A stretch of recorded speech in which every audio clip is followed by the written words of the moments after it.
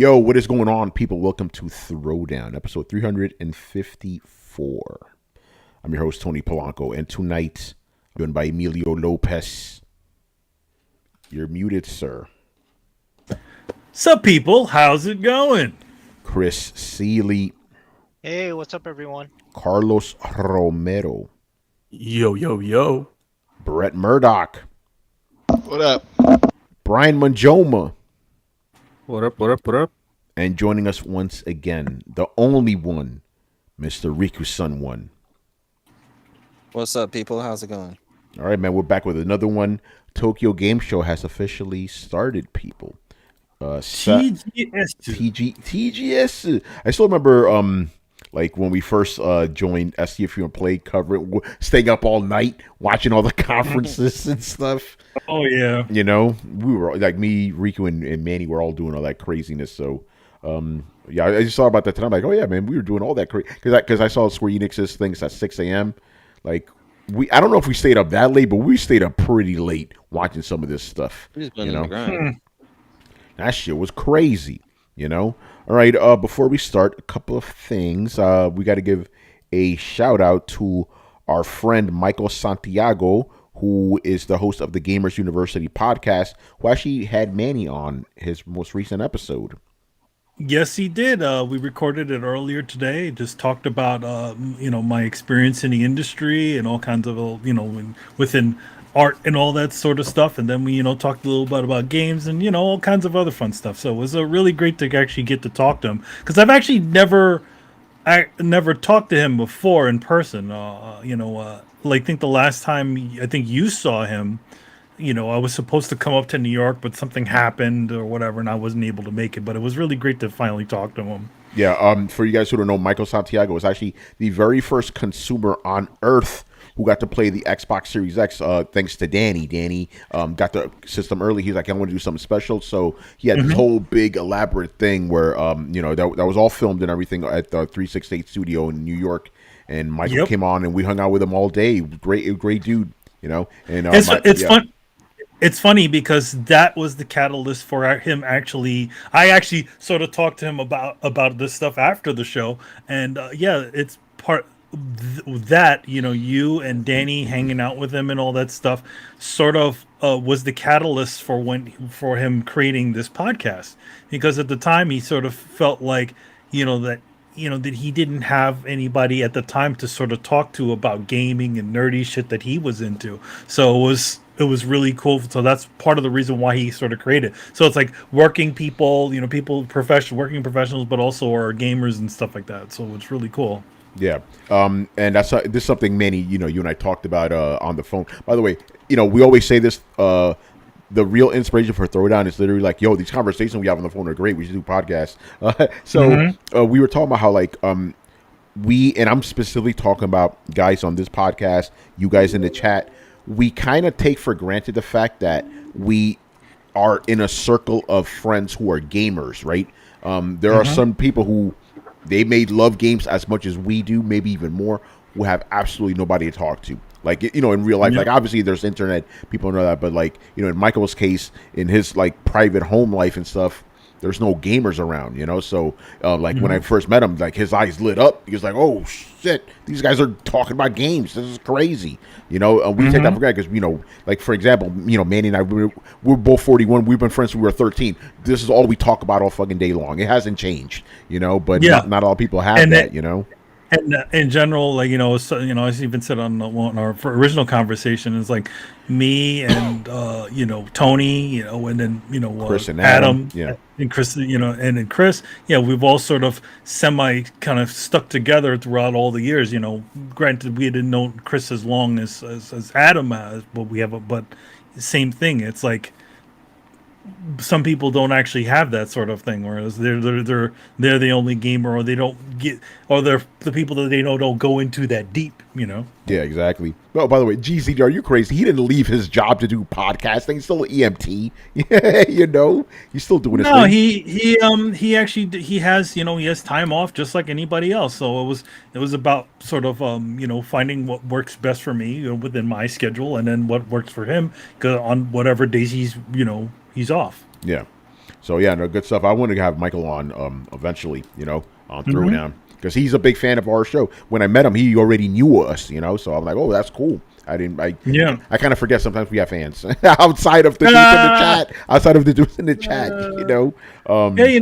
Yeah, he's part of the silent majority. Yeah, and when I hung out with him and Danny and a bunch of other people a couple weeks ago, the same deal. I was like, yo, Tony, I love Throwdown. I love this. I'm like, oh, shit, you listen to Throwdown? It's crazy, So good stuff there. And also, before we start, a little bit of an addendum I have to add in here.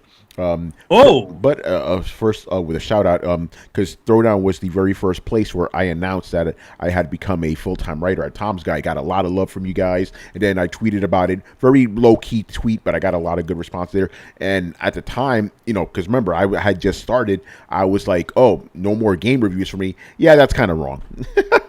You will be, that's not my primary thing, but you will be seeing some game reviews from me here and there, because they were like, yo, Tony, you're a gamer, bro, get in this gaming chat, so I will be privy to things, as I am now and all that, because I'm going to say this, and I was talking to Manny about this. I'm going to try to say this the nicest way possible, but this is me. I'm a blunt guy, so I'm just going to say how it is. I like me as a listener, I wouldn't listen to a gaming podcast that doesn't have somebody that's either in the industry or has experience with it. I'm not shitting on people who are just regular gamers doing their thing.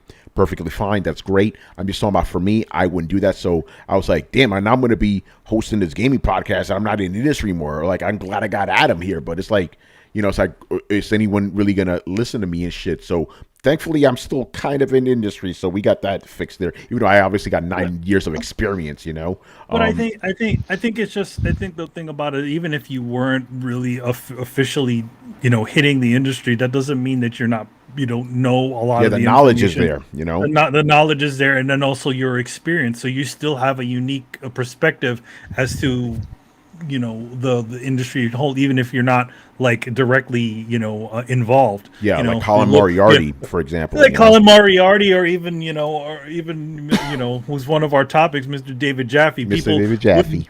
People wouldn't be looking at David Jaffe if he hadn't had done the things that he had done throughout the industry. So even though now he's just some guy yelling at stuff in his back room, that still doesn't change the fact that he's did make one of the most iconic PlayStation games. Kratos. And he still does have, and he still does have a a say. Doesn't have a say over things, but he does have what he says does have some meaning.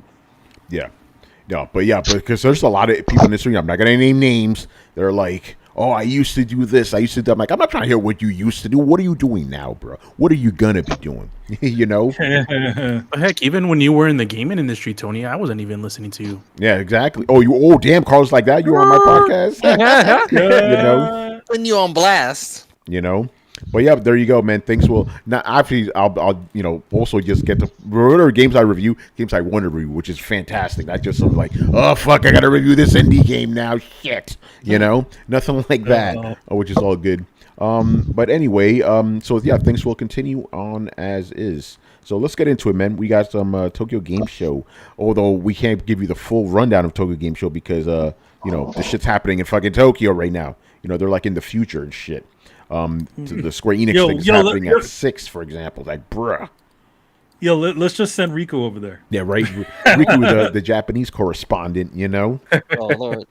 Yo, Riku, remember that shit you told us? You play JRPGs? No? I'm like, wait, what the fuck kind of Japanese correspondent are you? But you fixed that, obviously, After we were on the site, though. Yeah, but see, Riku, now you really are the Japanese god, man. Yeah, what we need to do is send future Riku back in time to do some coverage. No, man. We gotta preserve the timeline. We don't want to mess it up. Oh, okay. We can't create any variants. Yeah, no. We remember my response. Yeah. My response to that was Torrance brought me on the show to. Well, Torrance brought me on the site to talk about Japanese games. Yeah. So to you guys, that mostly meant JRPGs. Yeah, pretty much. But to me, that was like, mostly everything that isn't really JRPG. So like, you know, the Dynasty Wars, the hack and slashers, the, you know, those anime fighting games and all of that shit. Yeah, But yeah. yeah, once you guys brought that to my attention, that's when I started, you know, picking up the slack in that department. Yeah, yeah, that was pretty funny. Oh, you're Japanese correspondent. We start asking about all these JRPGs. Like, what? We're like, wait, what the fuck? You gotta play that shit. Yeah, exactly. Yeah, because that's what we associate with, you know, Japanese, like RPGs. As you you know, should. exactly. You know, I'll one more thing and then I'll start the show. I remember when I first started frequenting. Remember N4G? I think they're still around too, but like they would They're have still like around. I think they had a topic like JRPGs versus WRPGs. Like, what the fuck does that mean? You know, because in my mind, RPG meant a role-playing game from Japan. Like, because I wasn't a PC gamer, I had no idea Westerners even made RPGs, right? So I'm like, why would you? Because to me, like saying JRPG is redundant. I'm like, of course it's Japan. That's Japanese are the only people that make games like that. I had no idea, you know.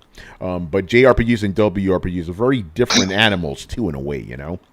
I saw this great video, like somebody was talking about like how they're actually two different genres, and I kind of actually agree with them, you know, to some extent.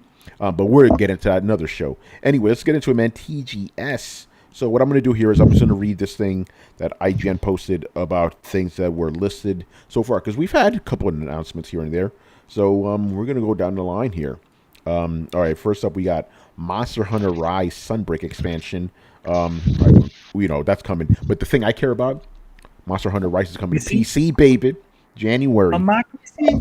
January. By the way, 12th. before we delve into that, is the Chiron correct on the? It may not be. Let me fix that Excuse shit. Thank you, Carlos. Damn it, you threw me off now. What the fuck are we talking about? Monster Hunter Rise is gonna come to Steam. Coming to Steam on PC and Steam Deck. You know? Excuse me? You already know. Yo, by the way, Frankie B, shout out to you, brother. You already know. You already know, man. Something special coming pretty soon. Yes. I imagine. Yeah. So I mean, I want to see how many of you guys are gonna play this PC version. You know, because we got to get Brett a new rig, we got to get Chris a new rig. Then the Monster Squad could happen again. You know, The Monster Squad. Yeah, the Monster Squad. And then Brian is a monster. Oh, Brian's Hunter, already ready, man. Brian's expert ready. now. Yo, he's been boosting, man. We played for months, and then like Brian in like 2 weeks, it's like, oh yeah, I already killed that guy. I'm in the past end game. Like we haven't even seen the shit Brian has seen. Yeah, no, Chris, I got to correct you. It's not that we've been playing for him. We've been playing for years, and Brian lapped us in like 2 months. This is ridiculous, you know. Brian's gonna be like, "Oh, that's because I actually play games." Damn, Brian's like that, bro. I do. Like, again, I will play games late, but I'll play the fuck out of them. There you go, man. So, Brian, what were your thoughts on Monster Hunter Rise coming to Steam? To be fair, I thought people already knew it was coming to Steam. It just wasn't announced yet. Because Oh no, people were I'm not saying- talking about the announcement. I'm just talking about like, what are your thoughts of like playing it on PC? Oh hell yes. Yes, like playing again. You know me. I like me some 60 frames. So Flames. seeing the Switch versions, like 30 frames. Like, nah, I'll wait. So yeah, it's coming on Steam. Great. Play it at 60 frames. Who knows? As Tony said, play it on Steam Deck. You just never know. Yeah, man. Brian, let's play. By the man. way- we got to sync our schedules together somehow. You know. Yeah, the schedules have to mix. There's a demo coming out for it on October 13th. So what? 2 weeks from now, Yeah. we can get our first taste. Oh, shit. Pretty soon. Give me that Birdman gift, bruh. You know. Yo, I wished you could make video game commercials like the old days, like the 90s. You know, like you see some kid playing Monster Hunter Rise on his Switch. Or this dude in like a leather jacket and stuff should just slap it out of his hand or put a Yes. Steam Deck in his hand with that shit running at 60 frames per second. Like, look at that, it's the real shit, man. It's gonna say extreme. That'd be He'll hilarious. play with toys, like he throws it in the trash. Like he For just some looks reason, it'll be a shocked. wrestler that slaps it out of his hand. You know. Probably young Chris Jericho. Yes. It'll probably be him. So pretty exciting stuff there, Monster Hunter. The Sunbreak is going to be the expansion, also going to be available on PC on day one. So I guess that's January 12th as well. Pretty cool stuff, you know. Let's move on here. More Monster Hunter shit. What is this for? I don't know if this is for World. Oh no, Monster Hunter. Oh, we don't care about Monster Hunter stories or 2 around here. Right, Story. We don't care about that. All right, I'm going to talk about some Xbox stuff. You know, there is a proper Xbox post we'll go through. So, Okay. Uncle Phil Spencer, he wants to increase Xbox's Japanese game lineup. Okay, you know, they've been trying for a couple of decades now. You know, I'll read what he says here. Head of Xbox, Phil Spencer, said that Xbox is working every single day to increase our lineup of Japanese games in order to help bring Japanese games around the world. Okay, commendable. By the way, they have whatchamacallit, they have Scarlet Nexus now on Game Pass. Literally right now, you can play it on Game Pass. And what's the name of that other game? Astria something. Again, the name of it. Manny, I was telling you about it. The one that looks like a From Software game. Not From Software, Vanillaware game. Vanillaware. Yeah. Although I don't think that game is Japanese developed. It has Japanese developers behind the scenes, but it's not a Japanese game. I'm totally forgetting the name of the game. It's like Astria Ascending, I believe. Literally, my preview went up on PC Mag belatedly, you know. So yeah, he said this in an interview with Shinji Mikami of all people. Mikami. Yeah, we're working with Japanese publishers every day to increase our lineup of Japanese games on Xbox. We know it's really important to fans and customers on Xbox. Xbox. And it is Astria Ascending, by the way. Astria Ascending. Okay, so I was correct then. I was like, is that the name of that shit? Yep. So yeah, I mean, we've kind of talked about Xbox and Japanese games. They're definitely doing better. I mean, they had like Yakuza, like a Dragon first, you know. Granted, it was on PS4 as well, but you know, first next gen version. And they got Scarlet Nexus now. So yeah, they're definitely. I think it's a good thing because again, Xbox still has that stigma of being the bro box, you know. So people are like, man, I'm not buying that shit, you know. Like I want to play my Japanese games. So now they definitely do have more. Although I believe they still don't have any Falcom games on Xbox, so they're gonna have to work on that. Technically, they do. They have one. Which one do they have? They have Ease Origin. Oh, okay. They got one. Good. You know, They don't have that chancleta though. they're not that chancleta. Yeah, they don't have Chancleta. But I think the only reason they got Special Ease edition. Origin. You know. I think the only reason they got Ease Origin was because a different publisher was holding Ease Origin in particular. So when they were, porting the stuff out, they decided to send it out to make an Xbox One version and throw it up on there. I'm not entirely sure how it did sales wise. They probably saw the shit and was like, eh, Yeah. But I heard a small. A couple months ago when they had that big announcement of all of those Falcom games that are coming, I did hear when they announced it and they said coming to all platforms, and then you see all the platforms they listed and Xbox wasn't nowhere in there. And then there were a small few Xbox guys in there. It's like the audacity of these guys to say all platforms and then not include Xbox. Those pieces of shit. Why would you say all platforms when it's not Xbox? I'm like, okay. It's on PC. So that's right? the only time I ever heard them complain about not having Falcom games. Yeah, literally. You know, how come they didn't complain about it the day beforehand, you know? Like, all right, bro. And I think the only reason they even start complaining is because a Pony called them out. Hey, look, they said all platforms and they didn't include Xbox. You guys literally don't exist to them. So that was literally the only reason why I even think they were mad in the first place. Oh, my God. Yeah. All right, next up here, we got Tango Gameworks is developing a new game, Evil Within 2 director leading. Tango Gameworks, they're working on Ghostwire Tokyo as we speak. But they're working on a new game. Hey, new games are always good, right? So there you go. Good stuff. Like we talked about Scarlet Nexus and more, and more, headed to Xbox Game Pass. Cool. Yeah, let's see what the other more games are. Scarlet Nexus. I don't know how to say this, even though it's literally only 2 letters. I'm going to just say AI. AI, the Somnium Files, and Mighty Goose coming to Game Pass. I'm probably fucking up that AI shit. It's probably I or something. I think you got it right. I think I can't remember what type of game that is. I think it was a visual novel. I can't remember. Okay. But when I see Somnium files, it looked to me, my brain was to turn into sodium files, the salt files, salt because you ain't getting no Falcom games on your Xbox, man. Oh, All right. I think they should do something about that, but they're only recently like moving shit to Switch and Nintendo, so Yeah. I think those guys kind of deserve those type of games more. All right. There you go. Okay. Redfall, Starfield, and more will be localized for Japan. Japan. You know, I always wondered about that. Like, how did it work on the other end? Like, you know how like it took us like years to get like Japanese games.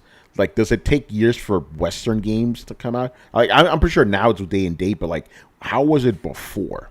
You know, does anybody know? Like Tomb Raider, how long did that take to come to Japan? You know, or some other Western game? yeah, I'm not exactly sure. Yeah. Anyway, Microsoft reconfirmed its commitment to Japan by revealing that Arcane Studios' Redfall, IGN, you missed that F in Redfall, bro, will include a complete Japanese voice cast at launch, and that Bethesda Starfield will include Japanese text and voices. All right. Starfield. You know? Bethesda's Todd Howard revealed that Todd Howard, you know, he was probably there on stage too, the digital stage. The team's largest translation yet, with over 300 actors and 150,000 lines of dialogue. Damn, That's a talking. Yeah, yo man, it's a talkie. All right, King of Fighters 15. Didn't this game already come out, or am I tripping? King of Fighters 15. Yeah. I think it did. Did it not come out? Oh, was it a PlayStation exclusive? Oh, okay, here it is. See, Tony, read the whole fucking text here, bro. King of Fighters 15, SNK reveals its first all-new character. Ooh, okay. Oh, yeah, because King of Fighters games always been, like, just bringing in shit from other SNK games. Yeah, it's just been, you know, retreading the ground of all the same characters. So, but Yeah. I guess now they're doing Brand new a character. full brand new character. Yeah, some girl called Isa, showing off generous portions of skin because this is Japan. They don't care about that, you know. Oh yeah, as they should. You know. Okay, so we got that. What is this? Sweries, The Good Life gets an Xbox exclusive demo. Deadly Premonitions, Hidetaka Swery Shueshiro revealed that his upcoming game, The Good Life, is set to release on October 15th. What the fuck is this game? Does anybody know? Good Life? Yeah. I don't know what it is. All right. Never heard of it. Never heard of it. All right. What else? And the last thing that as listed here, Eternal Return. It's a weird title. Eternal Return. That really, am I the only one that's bugged out by that title? Eternal Return. You're returning forever. Yeah, Eternal Return. That's like Returnal. What? I don't. Anyway, new gameplay trailer for.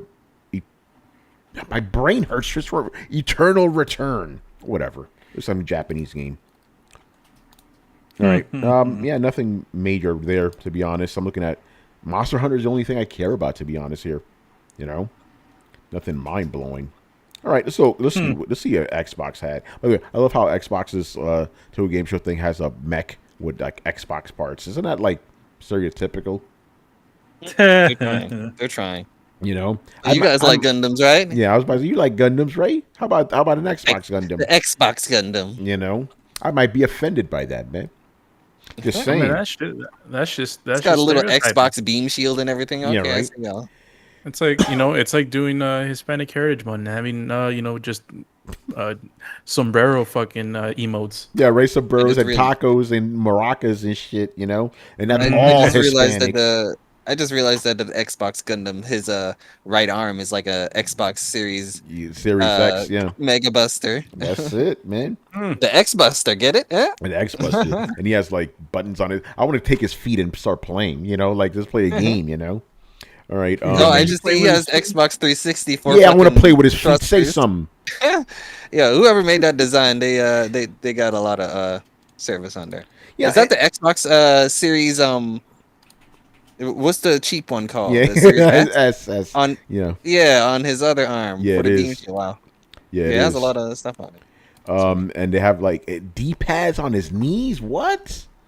This is weird. Oh, I'm just realizing Yo, that man, the, these. the very middle of the chest is another console. Hold on, I gotta Which share one's this that one? screen, bro. This is crazy. You guys seeing this shit? Look at this. There we go. I'm not gonna lie. The more you look at it, the more you appreciate it, I guess. Yeah, right.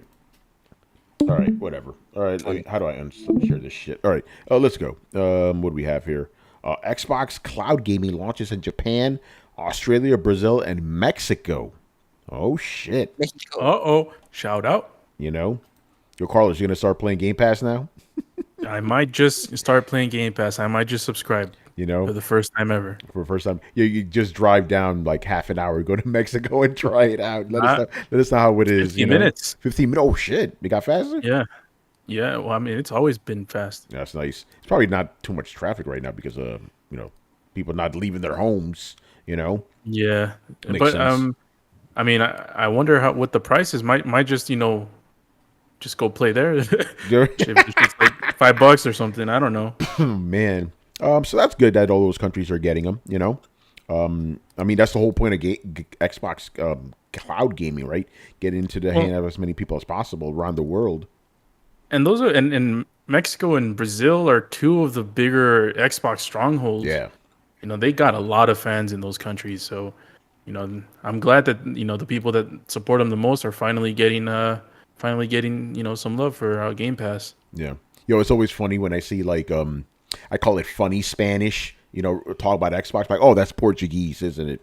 Because Portuguese, yeah, because like Portuguese is like, it's one of those things like when you don't look at it directly, it looks like Spanish and you understand some of it. When you look at it directly, it's like, wait, whoa, this is wrong.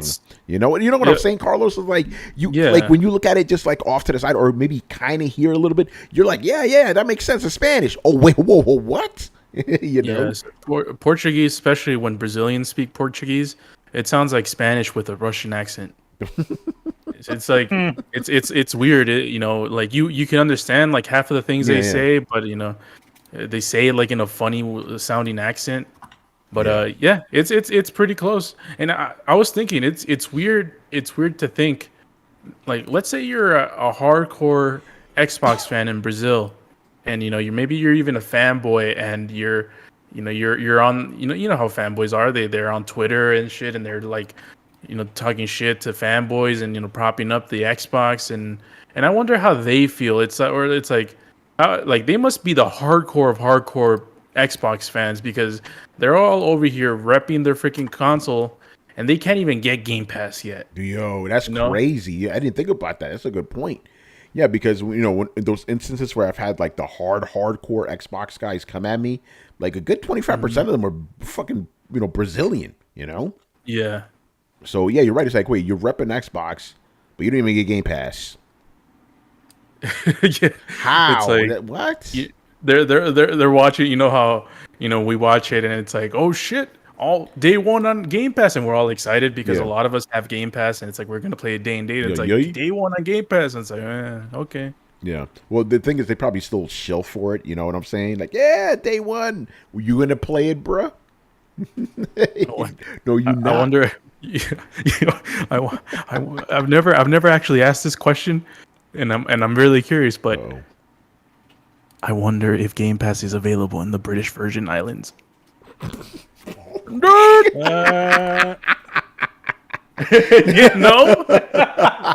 Yo, if you don't throw down, you already know, man. Oh God! Shout out to the Virgin Islands, man. Going to the island. All right. So good stuff there. Cloud celebration with Japanese Minecraft creators. I didn't know that was a thing. Very cool. So I guess I had a little segment where they had Japanese Minecraft creators showing off their stuff. I'm down with it. That's cool. Oh, Carlos, let's go. Let's go, Carlos. Forza Horizon 5's PC specs. Oh, let's got specs. Oh, we're diving into this right now, bro. We are diving into this shit right now, man. We're diving in. All right. Okay. Should I list the whole thing, or should I just go to the ideal specs? There's recommended. There's ideal. Ideal is fine. All right. So we're going in, right? So this is let's start. Let's see. because there's two categories for AMD and NVIDIA. Oh, we'll go to NVIDIA because we like NVIDIA around here, you know. So we got Windows 10. You know, everybody can meet that. Intel i7 10. Is it 10,700K? I could say it like that, right? Like, I'm not gonna say 107 whatever. Yeah. Ooh, shit. Although, So it's 10th generation. It's like last year, I think. Yeah. NVIDIA RTX 3080. Yo. Oh, Yo, they're going in. 10 gigs of RAM. You know, VRAM. 16 gigs of regular RAM and 110 gigs SSD. It says here. Oh shit! Yo, Wow. they're Okay, going that's in. That's lofty specs right there. Yeah. Yeah. Well, this was the ideal specs. Obviously, recommended specs are Intel i5 8400. Okay, NVIDIA GTX 1070. Okay. 8 gigs of VRAM, 16 gigs of RAM, and still 110 gigs, regardless, you know, of space across the board. I mean, even the recommended specs is still Pretty. You know, it's still a lot. It's way above a lot of people's thresholds. Yeah, man. 1070 is, you know, I mean, those things are still hard to find. Theo Carlos, the ideal specs may not be a problem for me in a while. Just saying. You already know, man. You already know, man. All right, man. Yeah, that shit. You're gonna be playing Forza Horizon 6. Right. Oh, everyone's man. gonna be playing Forza Horizon 5. Right, like, yo, man, I'm in the future right now. Like, you motherfuckers over there playing Mexico. I'm in Brazil. You know. Oh man. All right, so that good stuff. PC specs there. Commitments, Japanese game creators. We already talked about that. On Windows 11. Oh, interesting. Hold on, I'm gonna read this shit. Sarah Bond, head of Xbox Creator Experience and Ecosystem, took the stage, virtual stage, to discuss our commitment to creators in Asia, sharing that Xbox is partnered with over 200 independent developers based in Japan through id at Xbox program, providing a stage for exciting indie games and experiences to come to our platform in the future. Many of these games can be discovered on Xbox Game Pass. You know, that's something a lot of people don't talk about, like the indie scene in Japan, because Japanese is not really known for that. You know, it's sort of growing. It's growing. Yeah, it's definitely growing. I remember we kind of discussed this years ago. Because Xbox was trying to make a push for that. We also provided a look into gaming with the new Windows 11 beginning October 5th. Games can look better than ever thanks to Auto HDR, a unique capability with Windows 11 which automatically updates your game's lighting. That's good because right now you got to fiddle with every single game and shit. It's annoying, you know.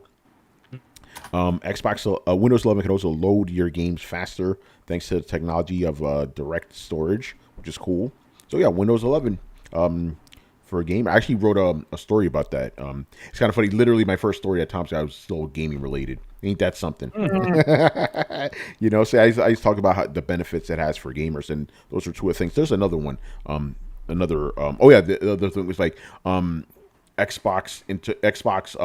Like right now, you have to download a separate Xbox app and shit to get Game Pass and all that. It'll just be baked into Windows 11 from the jump, you know? Yeah, I don't know why they didn't do that, you know, previously. But Doesn't make any sense. That's huge. Yeah, no, it's good. I'm glad they did that. All right, Xbox. So next, as we talked about that, Back for Blood. All right, a launch trailer. Yeah, because the game's coming soon. We like Back for Blood around here. We played it. We had good times. Pretty good. Yeah. Riku though has some thoughts on it though. Yeah, I'm not a fan of Back for Blood, unfortunately. I wasn't a fan of the I guess the gameplay loop, the gameplay mechanics, the shooting mechanics. I just didn't feel like it was anything that special. No, Riku, you got to roll with us, bro, because we had a great time, especially when Adam kept getting lost. You know. Or fucking Brett yelling at me, Tony, go stop shooting. It was great. Tony, don't do that. Tony, don't do that. Tony, don't do that. You know, yeah. That only lasted for like 5 minutes. Like, I don't want to get yelled at anymore. I'm going to just listen to Brett. I felt like it was like crazy. And then Brett, I think I told you like 5 times, like, yeah, Brett. I'm like, Brett, I gotta listen to you because I would have got my ass killed. You know, Dude, we were setting off alarms left and right. We're like, we'll just fucking take these guys head on. I'm like, no, it's not a good idea. It's not a good idea, bro. Yeah. No, of course, that was only because I had spent the entire previous night doing it wrong. Yeah, exactly. Hey, but we came together real quick though, man. We were kicking ass, dude. For sure. You know. But I like when Brett gets cocky, and it's like, and we're all just chilling, and then he sets up the birds or the car alarm, and he's like, oh shit, what happened? And Brett's like, oh, I just set it off. Yep. He's like motherfucker, you just yelled at me for doing the same shit 10 minutes ago. You know. I think the best part is like when we try to figure out if the level we're supposed to stay, like we supposed to hold tight, or we're supposed to run. Stay, move. No, stay. No, we have to move. Remember Fred yelling at him, Adam, run. Adam, you have to run. No, but I gotta look around. No, you gotta run. I can't do it. I can't do it. Yo, I'm just looking for ammo.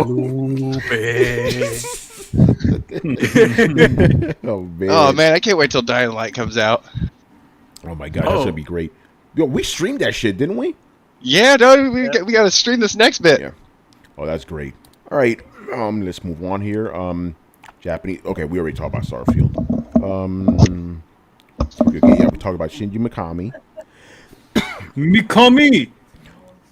Exciting. What is this? Exciting third-party title updates. Marvel's Guardians of the Galaxy, King of Fighters 15. What is this? Our showcase revealed more from the teams behind Rico. I'm gonna get it right this time, man. Ayuden Chronicles.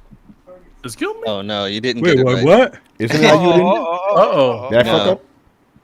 Oh. Yes, you did fuck up. Damn it! I thought I said it right. Okay, how do you say it then?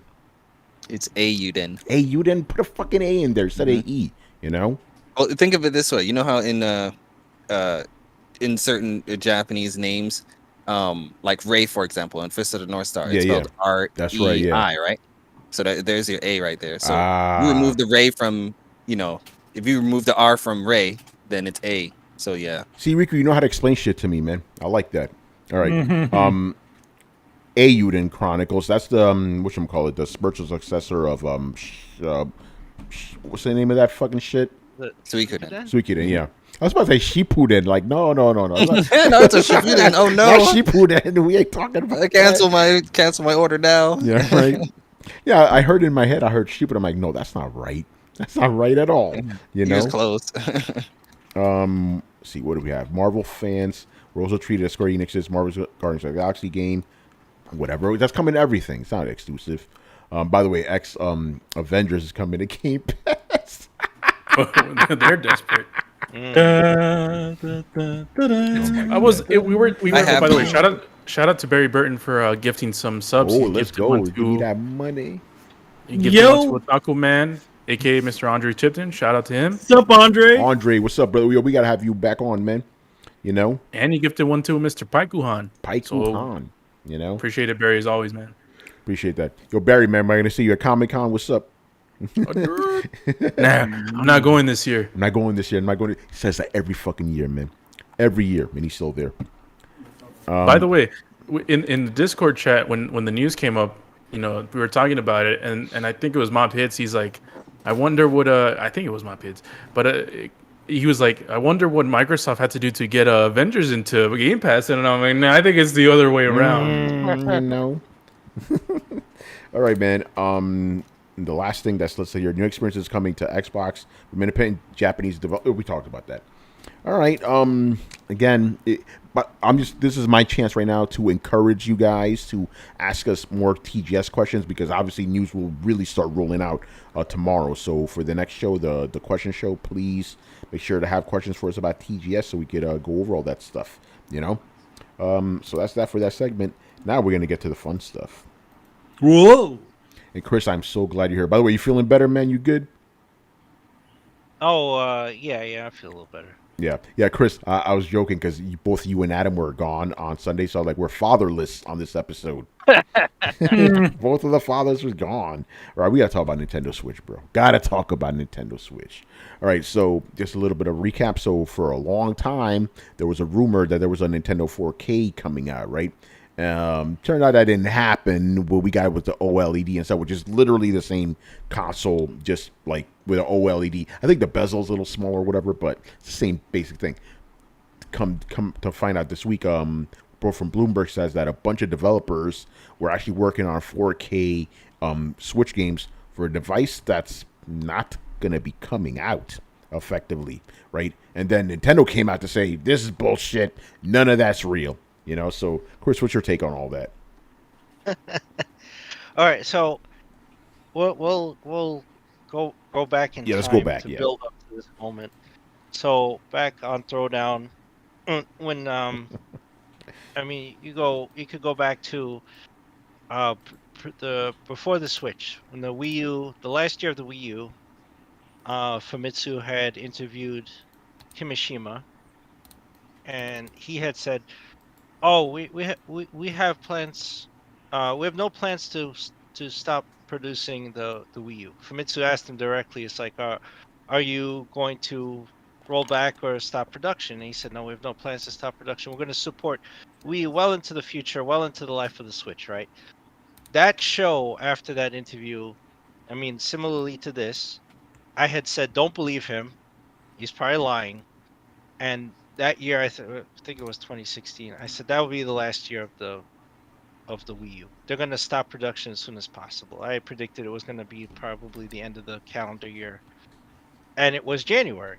Yeah. They stopped, completely stopped. Not only stopped, couldn't find a Wii U anywhere. I think Nintendo forced stores to pull back their allotment and just got rid of it, like it was a disease. They just got rid of it. They made room for the Switch, right? Chris, Go you sound a back little low. further. Can you get closer to your mic or something? Because you're also kind of. Oh, sorry. Yeah. Yeah. So go back to 2011 or 2012, and the 3DS LL had come out in Japan. So I think GameSpot had asked Reggie or somebody, "Oh, is there plans to bring this larger 3DS to the North America?" And they said, "No, there's no current plans to bring the 3DS." Now remember those words, because that's going to be important. We have no plans to bring this system to the Western markets at this time. It wasn't even a week later that they announced the 3DS XL in North America, Yeah. right? So, it's like a gambler with a tell. Anytime that they say we have no plans to do something, it's almost guaranteed that they have plans. They just can't say it, right? So what I think what's happened here is Bloomberg got a lead that some development studio had a 4K dev unit, and they started fishing around and found out more of them had 4K Nintendo dev units. It's like, why do you have a 4K unit? Oh, because they're going to have a 4K system soon, right? Oh, shit. And the only one that they got wrong, they said it was 11 studios, it was really 10, because Yeah. Zynga said, "Oh, we don't have a 4K dev unit." I didn't expect them to have a unit, period, because they don't make console games. So, okay, that's fair enough. But the other 10 seem legit. When you have 10 sources like that, I would tend to believe them, that they are not developing this for the fun of it. They're not wasting resources and soft dollars to produce a 4K game that a Nintendo system can't play. So and then Nintendo rushed, not even just this didn't come from Nintendo of America. This is Nintendo Corporation Limited coming down from Mount Fuji to tell everyone that Bloomberg is wrong, and that they have and I'll read the tweet. I'm going to read it to you. So it says, news report on September 30th, 2021 falsely claims that Nintendo is supplying tools to drive game development for a Nintendo Switch with 4K support. To ensure correct understanding among our investors and customers, we want to clarify that this report is not true. So here's the thing. They tried to get out ahead of this because their stock has been kind of tumbling on the Nikkei because Tell me about it. they've been lacking on they've been lacking in that department. They're falling behind. As you guys have pointed out, shout out to Tony and Carlos with the LG TVs, right? Their stuff looks like garbage on a 4K TV. And as the TVs get better, it's only going to look worse. So they're losing that department. People are going to want quality in there, so they're going to go look towards PlayStation, and especially maybe that's why Phil Spencer's pushing for the Japanese market. Yeah. Maybe he knows he can enter in there and push and kind of push them aside because they're not fulfilling that.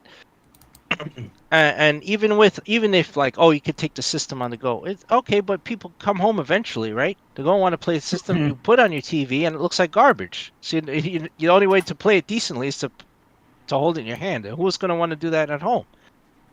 Yeah. All right. So the second part of the statement, I want you to pay attention to the wording. We also want to restate that, as we announced in July, we have no plans for any new model other than the Nintendo Switch OLED model, which will launch on October 8th. Okay? We have no plans. That's bullshit.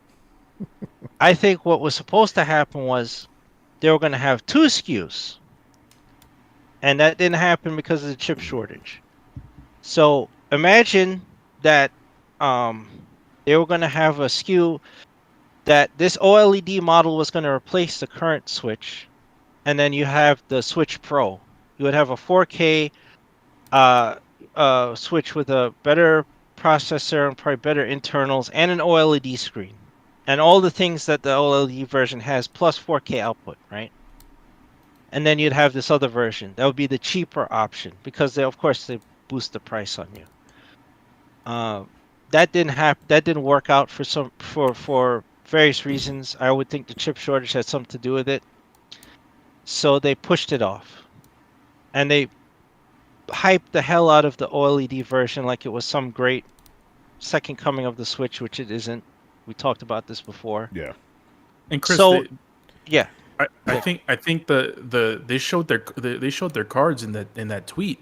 I'm like, how are you dismissing something and then hyping up something else? It's like they're obviously showing their insecurities. It's like, yeah, we know that people are hyped up for a Switch Pro, but we're trying to make money off of this thing right now.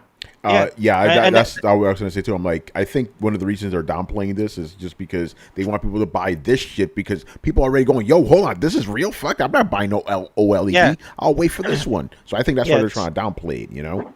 Yeah. So you have to read into their wording what they say. They have their gamblers tell. We have no plans. Okay, so you do have plans. And then the other thing is like, to ensure correct understanding among our investors and customers. Correct understanding is probably a side translation. What they want to do is just ensure investors and customers that they are supporting their current hardware, and that is the OLED version, right? That's the one that's making the money now. If these guys are right, which I think they are, and this system is probably going to launch probably close to holiday next year, whenever this is going to be ready and mass produced so they could sell in good volume, then they have to have hardware selling now. And like you and Carlos just said, that's the key. They got out ahead of this because their sales will tank if people think there's a Switch Pro. They'll just wait. And I'll just wait. Like exactly. I don't need to buy this shit now. I asked people the question the other day. I was like, "Yo, now that this thing is possibly real, will you cancel your pre-order?" Some people say, "Yeah, I'm going to cancel it right now." You know, because why would you buy this OLED that's literally not even that much of an upgrade when you could just wait another year for this? You know, the 4K version, which will probably have the Steam Deck. Or you could do that. Well, you know, that goes without saying, right? But I'm pretty sure this is going to have an OLED as well, the 4K version. Yeah. So why the hell would you bother with this shit? You know, the thing that's currently available. So if you're asking me, I read the Bloomberg article. I read this tweet, and I thought about it, and I was like trying to break down. I'm like, what are you really saying? So, what they're really saying is, please don't listen to Bloomberg and continue to support the OLED version. Yeah, when you break it down, that's exactly what they said.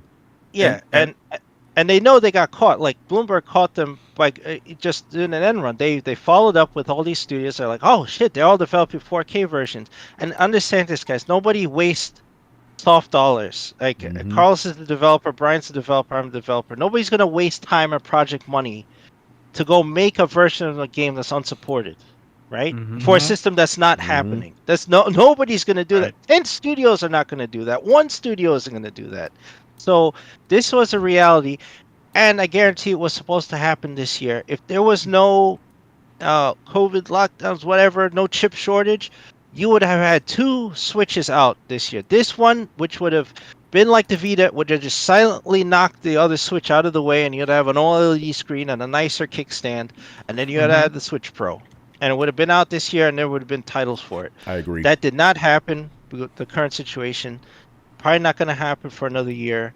So but they have to keep the investors thinking that, hey, this reality is what it is right now.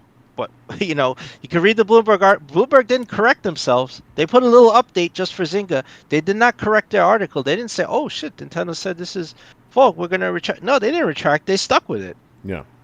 I guarantee this is happening. Yeah, I know it's gonna happen. Like you said, Nintendo has their tell. Yeah. By the way, I mean, No. Yeah. Nintendo's stock over the last 3 months has been down 18%. Over the last year, it's 16%. So they're not going anywhere. And the Switch Pro, if it does come out, and I'm pretty sure it is, it's not going to come out till next year, probably second half of next year. So what Nintendo is doing, they don't respond to rumors.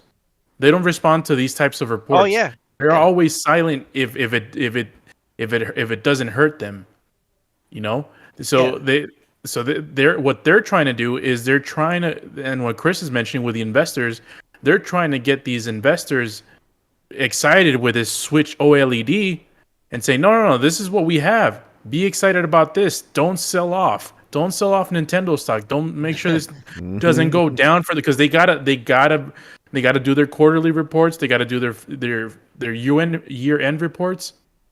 Yeah. And if the margin for these Switch OLED consoles is not as high as they're expecting, it's going to keep selling off the stock.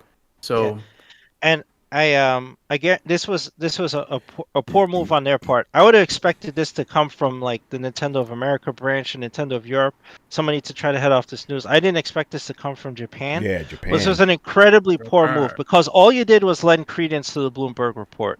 Whenever you head off stuff like, oh no, guys, it's not true. Like the instant this was published, like hours later, you had a statement ready for this, and like Carlos said, they never respond to rumors. You would have been better off ignoring it.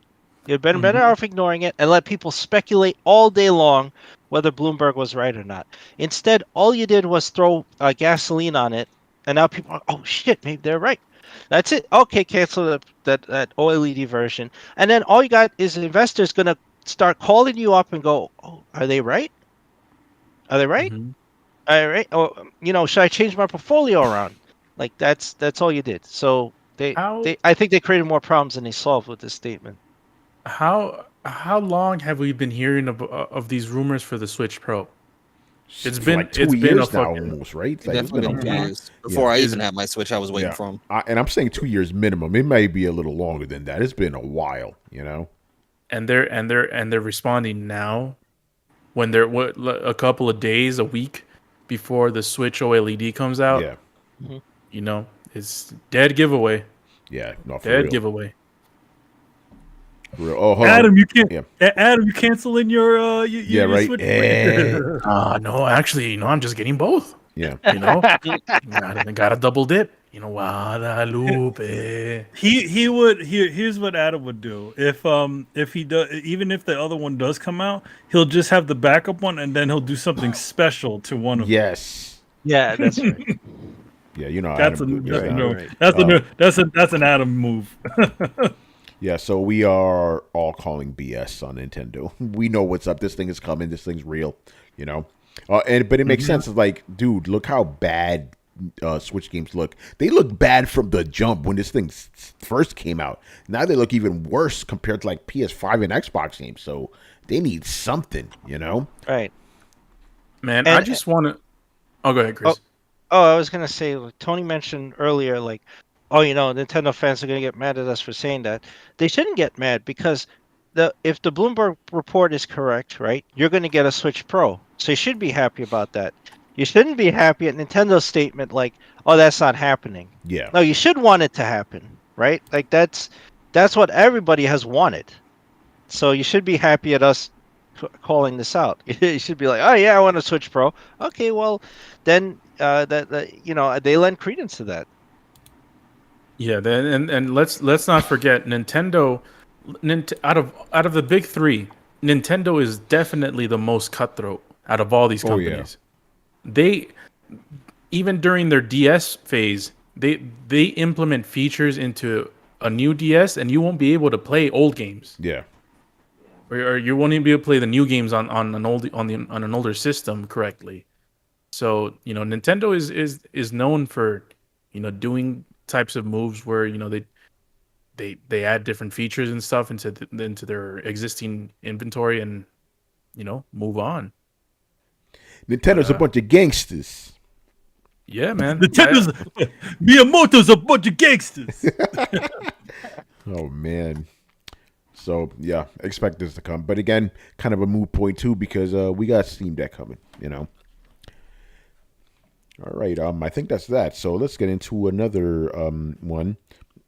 This one's funny. And there's a reason Riku's here, actually. He specifically has to be on the show for this, man. Let's go.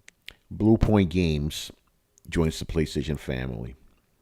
This sounds very, very familiar. Doesn't it? Isn't there something that happened in maybe June?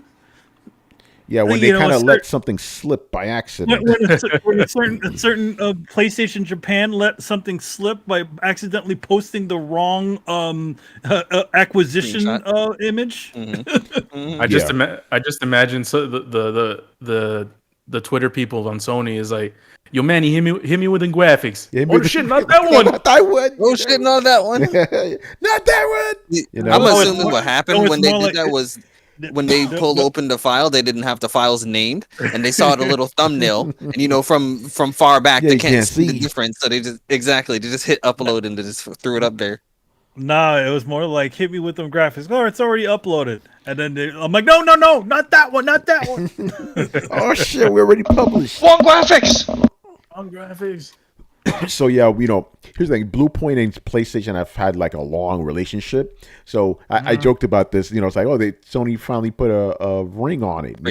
They finally put a ring. And then somebody, I was talking to my man Jeffrey, and we somebody said, oh yeah, this is like watching somebody come together. Get together, buy a home, and then have kids. I'm like, no. This is more like somebody who has like 5 kids. They've been living together for 10 years. Then they decide to get married.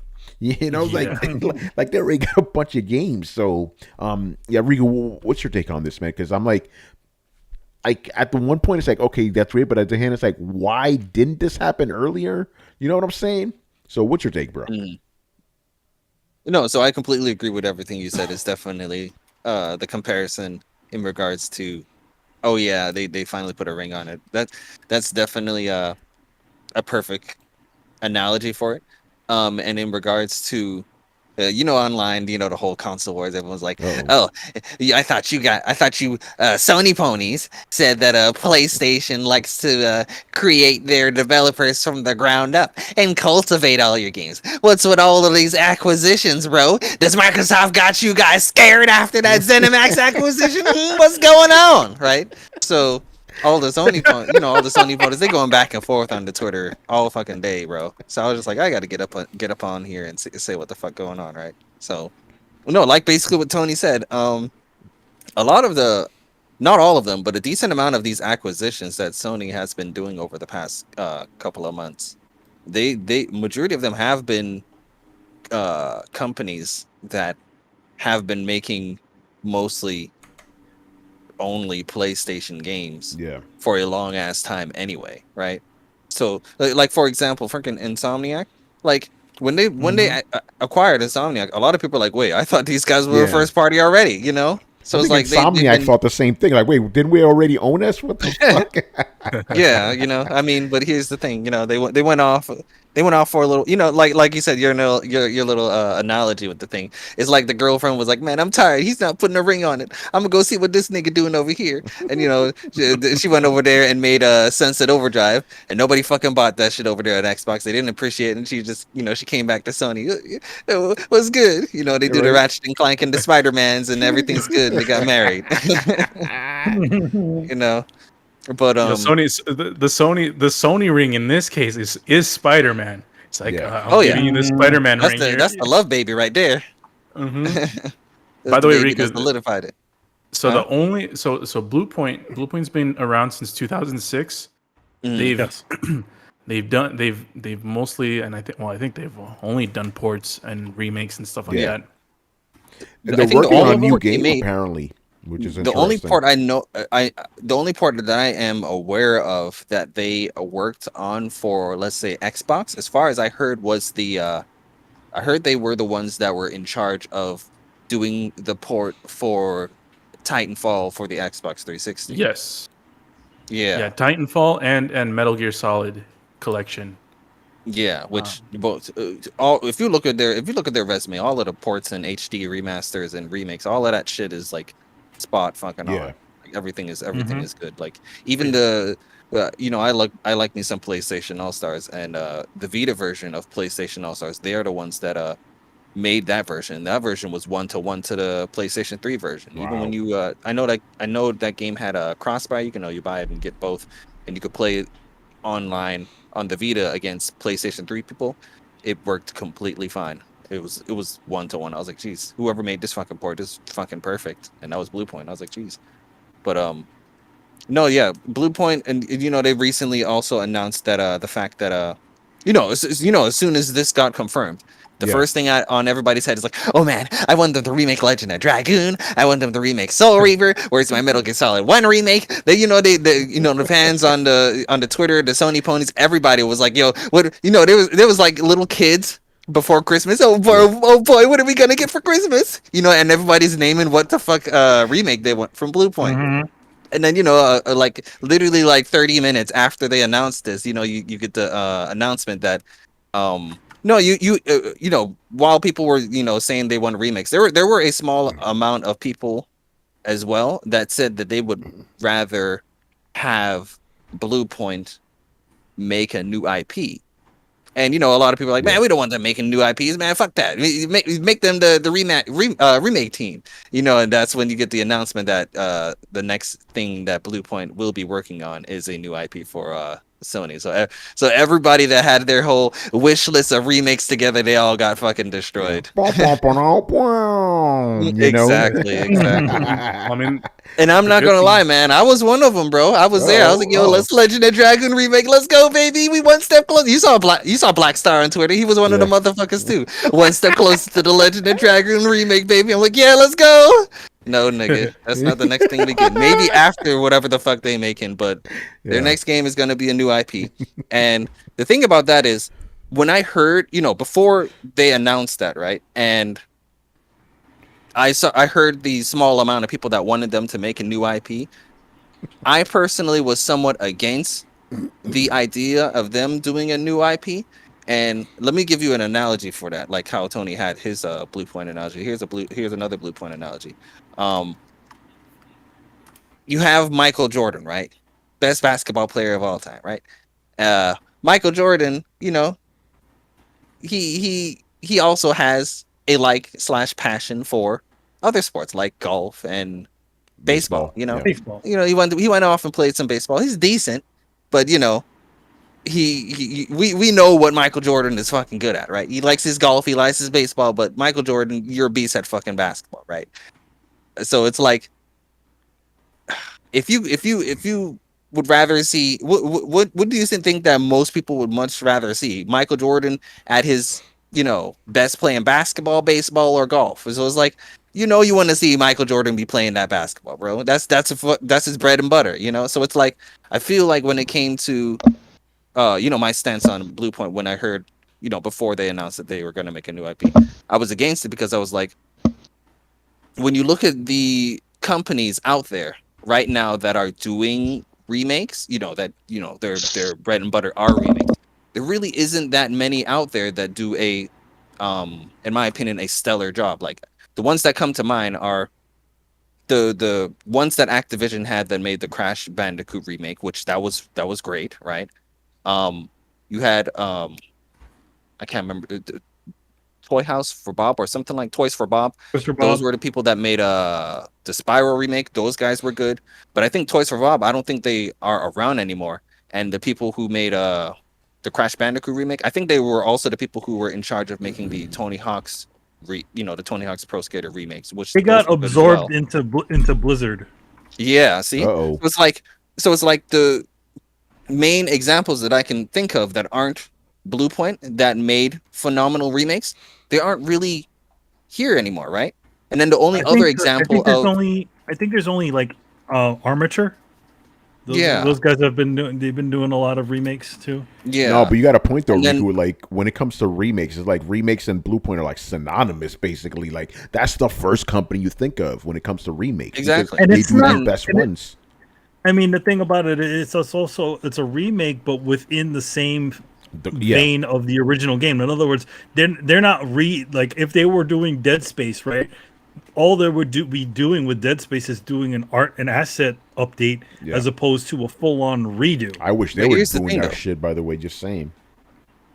I would say whoever's working, I can't remember the name of the people who are working on the Dead Space remake. It looks like they're doing a great job, and they said they're making modern updates to Dead Space 1 to make it feel modernized and better, which I'm all for that and whatnot. As long as they don't like push it too far and it doesn't feel like Dead Space 1 or anything like that.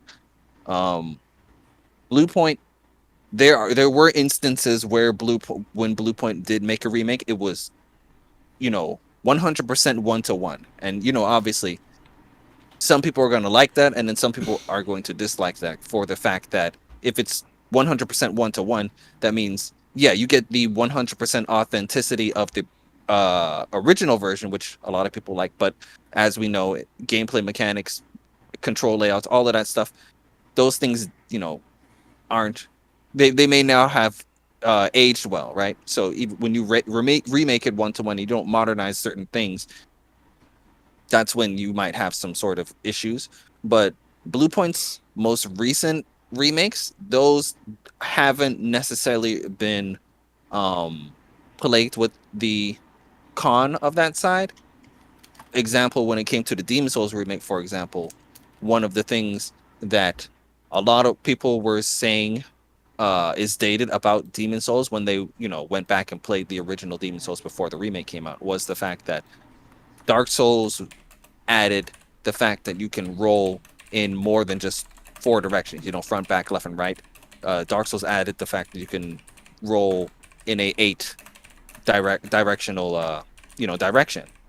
And they said going back and playing Demon Souls, you can feel this dated restriction on it. When they made the Demon Souls remake, they added that to it, Mm-hmm. So that's good that Bluepoint. They did quality of life fixes. Exactly. So I think when you do remakes, those are things that you have to take into consideration. Quality of life updates. And I know Resident Evil 2 remake, they did a good job in regards to that. So Capcom knows what they're doing when it comes to remakes. Ubisoft, hit or miss. Like, you remember when they showed that fucking Prince of Persia and everyone was like, get that shit out of here. They took that shit back to the drawing board. So we haven't heard shit about that. So it's like, I am willing to see what Bluepoint is going to do with this new IP. I hope it doesn't fail. But like I said, man, that's like taking for me right now, it feels like you're taking Michael Jordan and going to tell him go play some, golf or baseball. Like, we don't have that many stellar remake companies out there already, and I already named some examples of people getting out of that. They aren't doing it anymore. So it's like, why would you take yet another one, especially arguably the best one, away from doing that when obviously you see a shit ton of people wanting certain old games to be remade, right? There's definitely a demand for that. Somebody's got to do it, Obviously, we're still going to be getting new IPs, especially from all of the companies that Sony already has, right? It's not like we're not getting new IPs. Bluepoint doesn't have to fill that role. Like literally every other damn near company is either doing a new IP or another installment of whatever the fuck they had. You know, that's just the way I saw it. Who's to say that they're not working on these two things in tandem? That is true as well, because just like Insomniac, where they, they have a big enough company where they can have different teams work on, things like Spider-Man and Wolverine simultaneously, and push Ratchet and Clank out the door. Hopefully, Bluepoint builds up a team where they can have a team that remakes and also a team that works on a new IP. That would honestly be the best case scenario. Yeah, because I don't see why they can't do both. Personally, I would like to see them do a new IP just to see if they could. They got the chops, because right now they're a fantastic cover band, but what do the originals sound like? That's the way I see it. So I want to hear the originals to see what's up. Do you got the chops? We know that already, but do you have the creativity? So that'll be interesting. So I'm not against it at all. I have no problem with them doing new IPs. I'm not against it anymore, but I wouldn't. When I heard about them, like, that's great. Do something. Let's see what's up. Because again, doesn't mean they can't do their remakes. Here's the thing: they're still going to be doing remakes regardless. It's not like they're never going to. Because people are fucking exaggerating. Like, oh, that's it. They do IPs now. No. Chill the fuck. Again, everything has to be fucking extreme on the internet, black and white.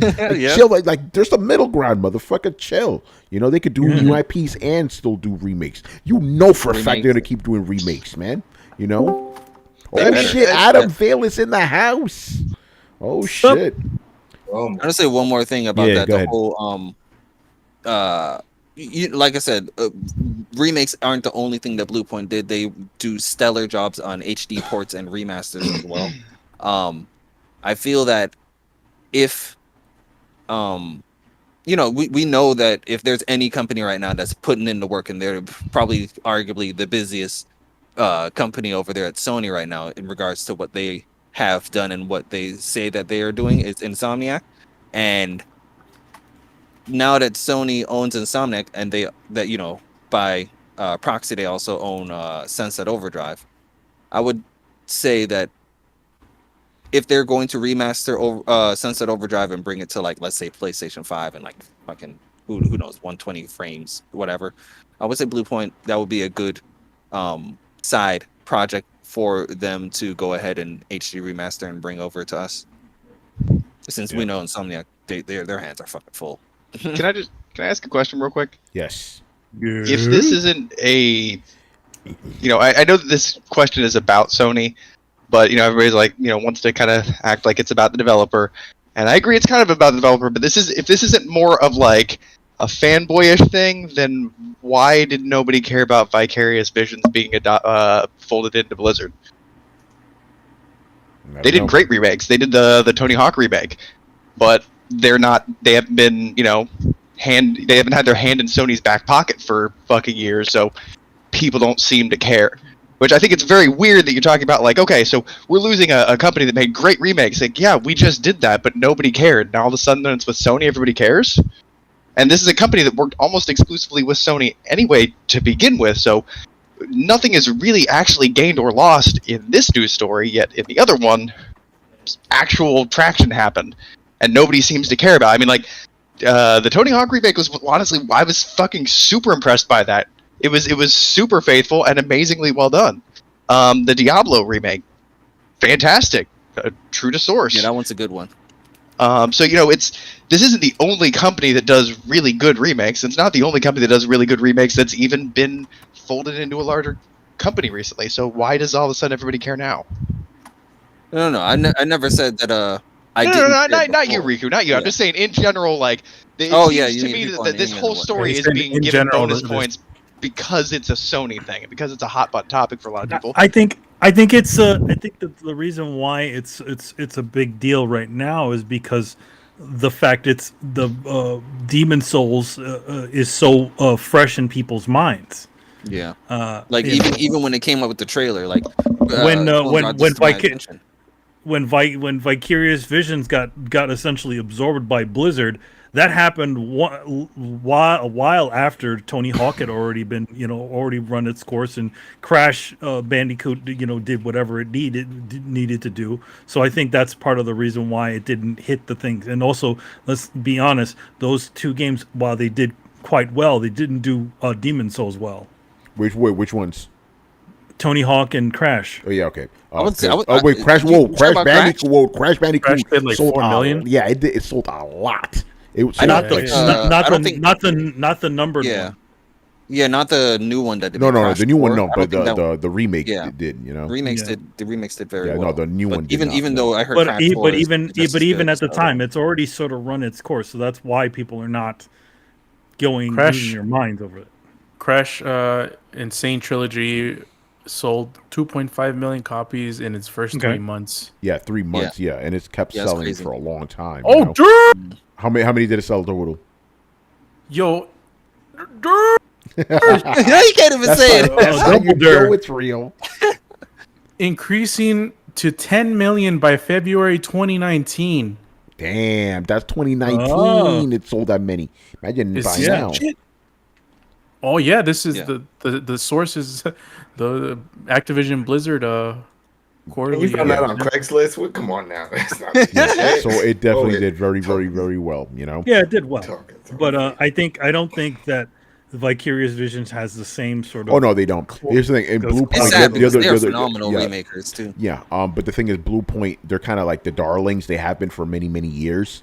So Mm-hmm. you know, and then coming off the fact that we had excellent Demon Souls remake.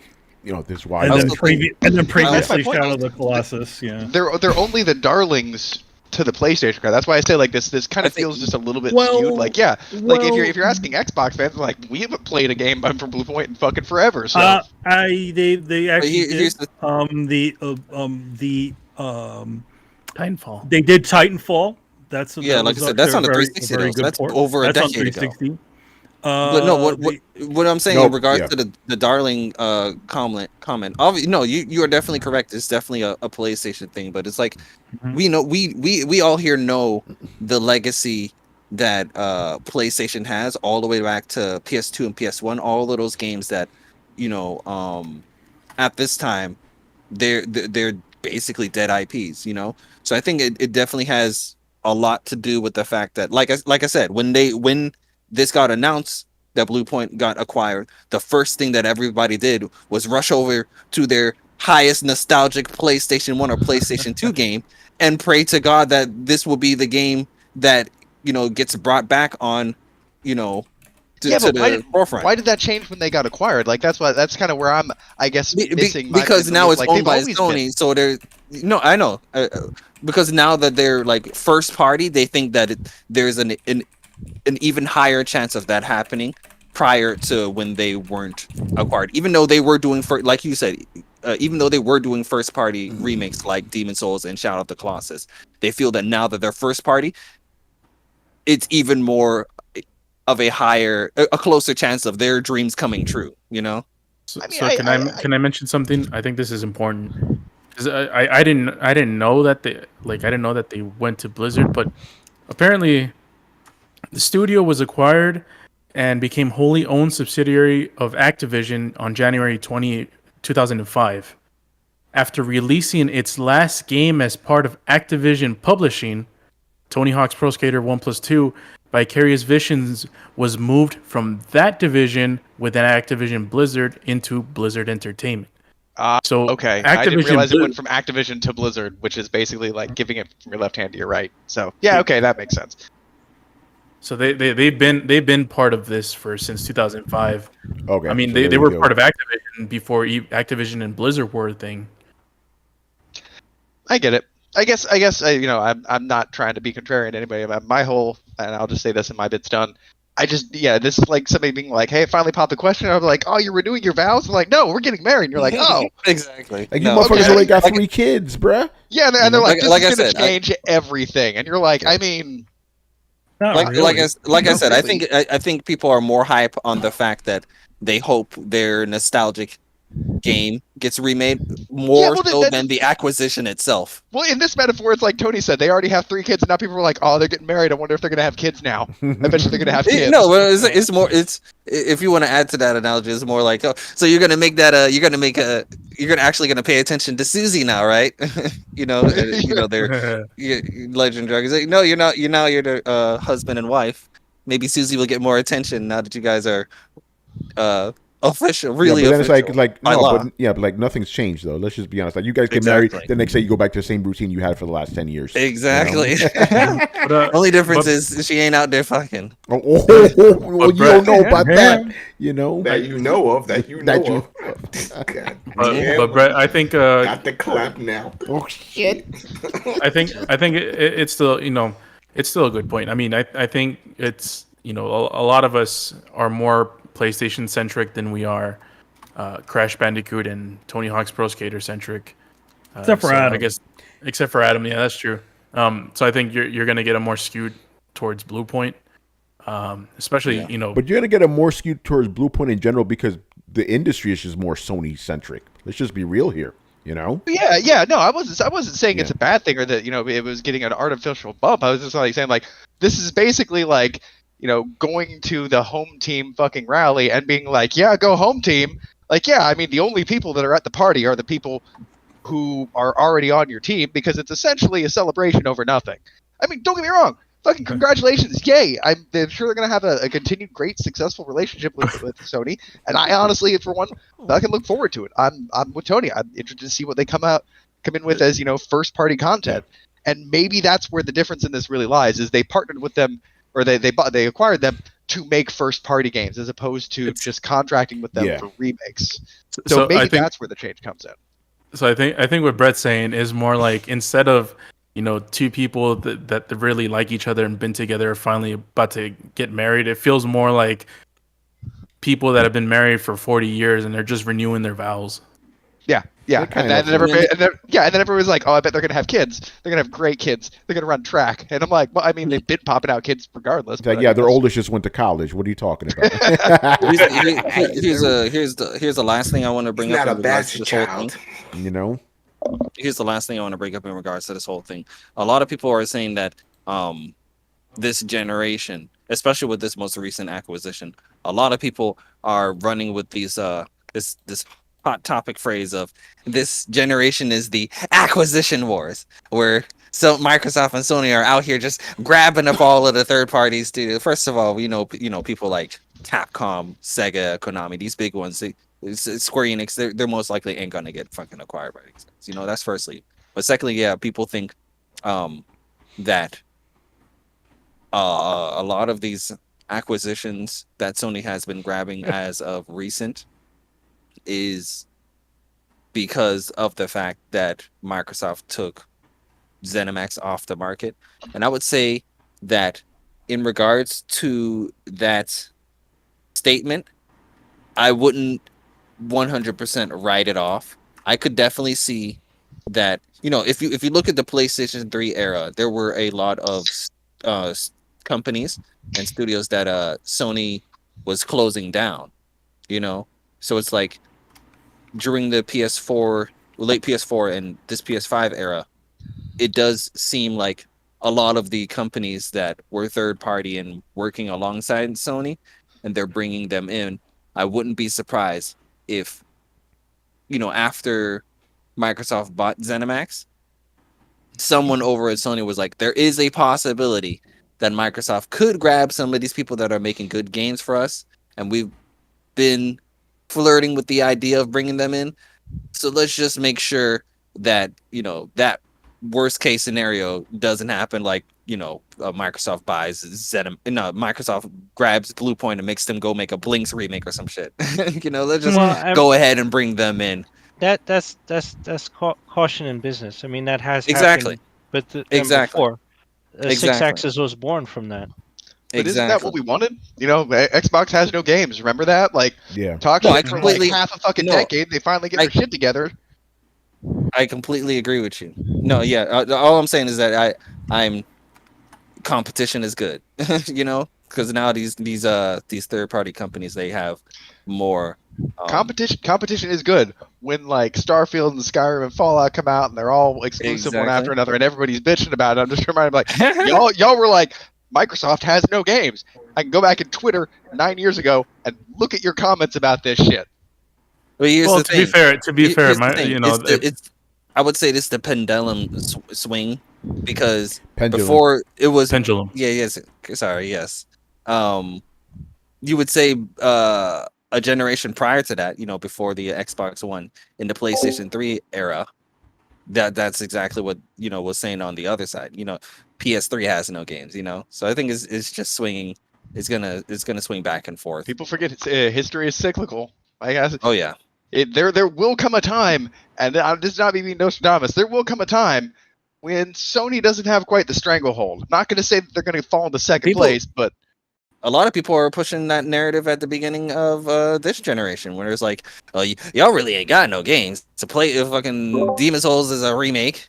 Spider-Man Miles Morales is a downloadable game. What do you guys really have? So I mean, More some than people you. are out here making that case for it right now. Yeah, Saying there's no reason to get a PlayStation 5 and stuff like that. Yeah, going back to Riku's point, I think the acquisition wars is definitely propping up this acquisition more than it would have gotten in a normal year, and I think it's been getting kind of crazy because there's been people are now talking, people always talk nonsense, but now people are talking certain kind of nonsense like, oh, Xbox should take two. Oh my god, it's Yeah, I so heard about stupid. that. Yeah. So- The kind of quality content you'll hear on Twitter Spaces. this isn't a draft. It's not everybody is going to be signed up, man. There are going to be some free agents out there. Okay, correct me if I'm wrong here. This stuff's been going on forever. Acquisitions and all this other stuff. So what is this whole? Not only that. Okay, you want to hear the funny thing, Tony? Yeah. What's up? Companies get acquired, then have companies get created, get acquired, have the people that created it leave the company, create a new studio, and then that one gets acquired. I'm looking at you, Obsidian. Respawn right there. Didn't Sony just do that Respawn, with yeah. a company? Yeah. Fuck, what is the name of them? So basically, my point is because you guys said the acquisition wars. I'm like, that's stupid. Like that's been happening forever. So like I think that it's only been brought to the zeitgeist as of recent because of the the Megaton acquisition. Everything after that, every acquisition after that is going to be lasered and focused on at this point moving forward. That's a good point. I would say that Sony doesn't also want to have another DualShock 6-axis situation, because if you guys remember, the reason why the 6-axis became the 6-axis, they changed the name of their controllers because the company that essentially created their Rumble, that essentially the Rumble and the way their controller works was bought by Microsoft. Yeah. I'm failing to see the analogy here. The analogy is that they're essentially protecting what is already there. Who's to say that Microsoft couldn't have picked up Bluepoint? Yeah. Not long after they pulled out Demon Souls. Who's to say that they could? They had their chance with Insomniac with Sunset Overdrive. They could have easily said, "Oh, well, you could just stay over here on this side." Yeah, it's because amazing. think about this: if a company like the creators behind Heavenly Sword, Ninja Theory, if they were still on the market, you could definitely make a case that there's a mid to high possibility that Sony would have grabbed them up, because during the PS3 era, when they're coming out with their launch games, a lot of people, even though it wasn't a replacement for God of War, it was acting the role as the God of War for the PlayStation 3 for those first couple of years. Everyone was talking about Heavenly Sword, right? And then there was Enslaved and DMC. They made some decent games for PlayStation. Wasn't Hellblade 1 a PlayStation exclusive for a little while? It was, yeah. Yes, it was. Yeah, it was on it was on PlayStation first. So it's like someone like Ninja Theory, if they were on the market right now, I could see Sony like looking at them as someone to grab up, but who They didn't are grab they them with right before. now? Exactly. Yeah, I understand. I understand that now because you remember they, as far as I know, didn't Microsoft grab Ninja Theory before that ZeniMax thing happened, right? Oh I yeah, think it it happened. was, yeah, it was They before did. it That was was- yes. So that was the first round of exactly. acquisitions. And what I'm saying is that if Ninja Theory was still on the market when they grabbed ZeniMax, I think PlayStation would be trying to grab Ninja Theory right now because of the stuff that they've Interesting. made for them in the past. Especially when you look at like companies like who are the people that made Returnal? Forgot their names right now. Housemarque. Yeah. Yeah, Housemarque. I think Ninja Theory definitely has, you know, they're definitely on the same level as Housemarque in regards to making respectable PlayStation games for PlayStation for a long period of time. So it's like I'm just using that as an example of a company that Microsoft now owns that Sony would have grabbed had they still been open after the whole ZeniMax thing, right? Before that, Sony didn't really care about it. It doesn't seem like Sony was really pressed to bring in the companies that they should have brought in a long time ago, like Insomniac, for example. Yeah. Chris, what were you gonna say? Oh shit! I forgot. Oh well. All right. I had a thought, but I lost it.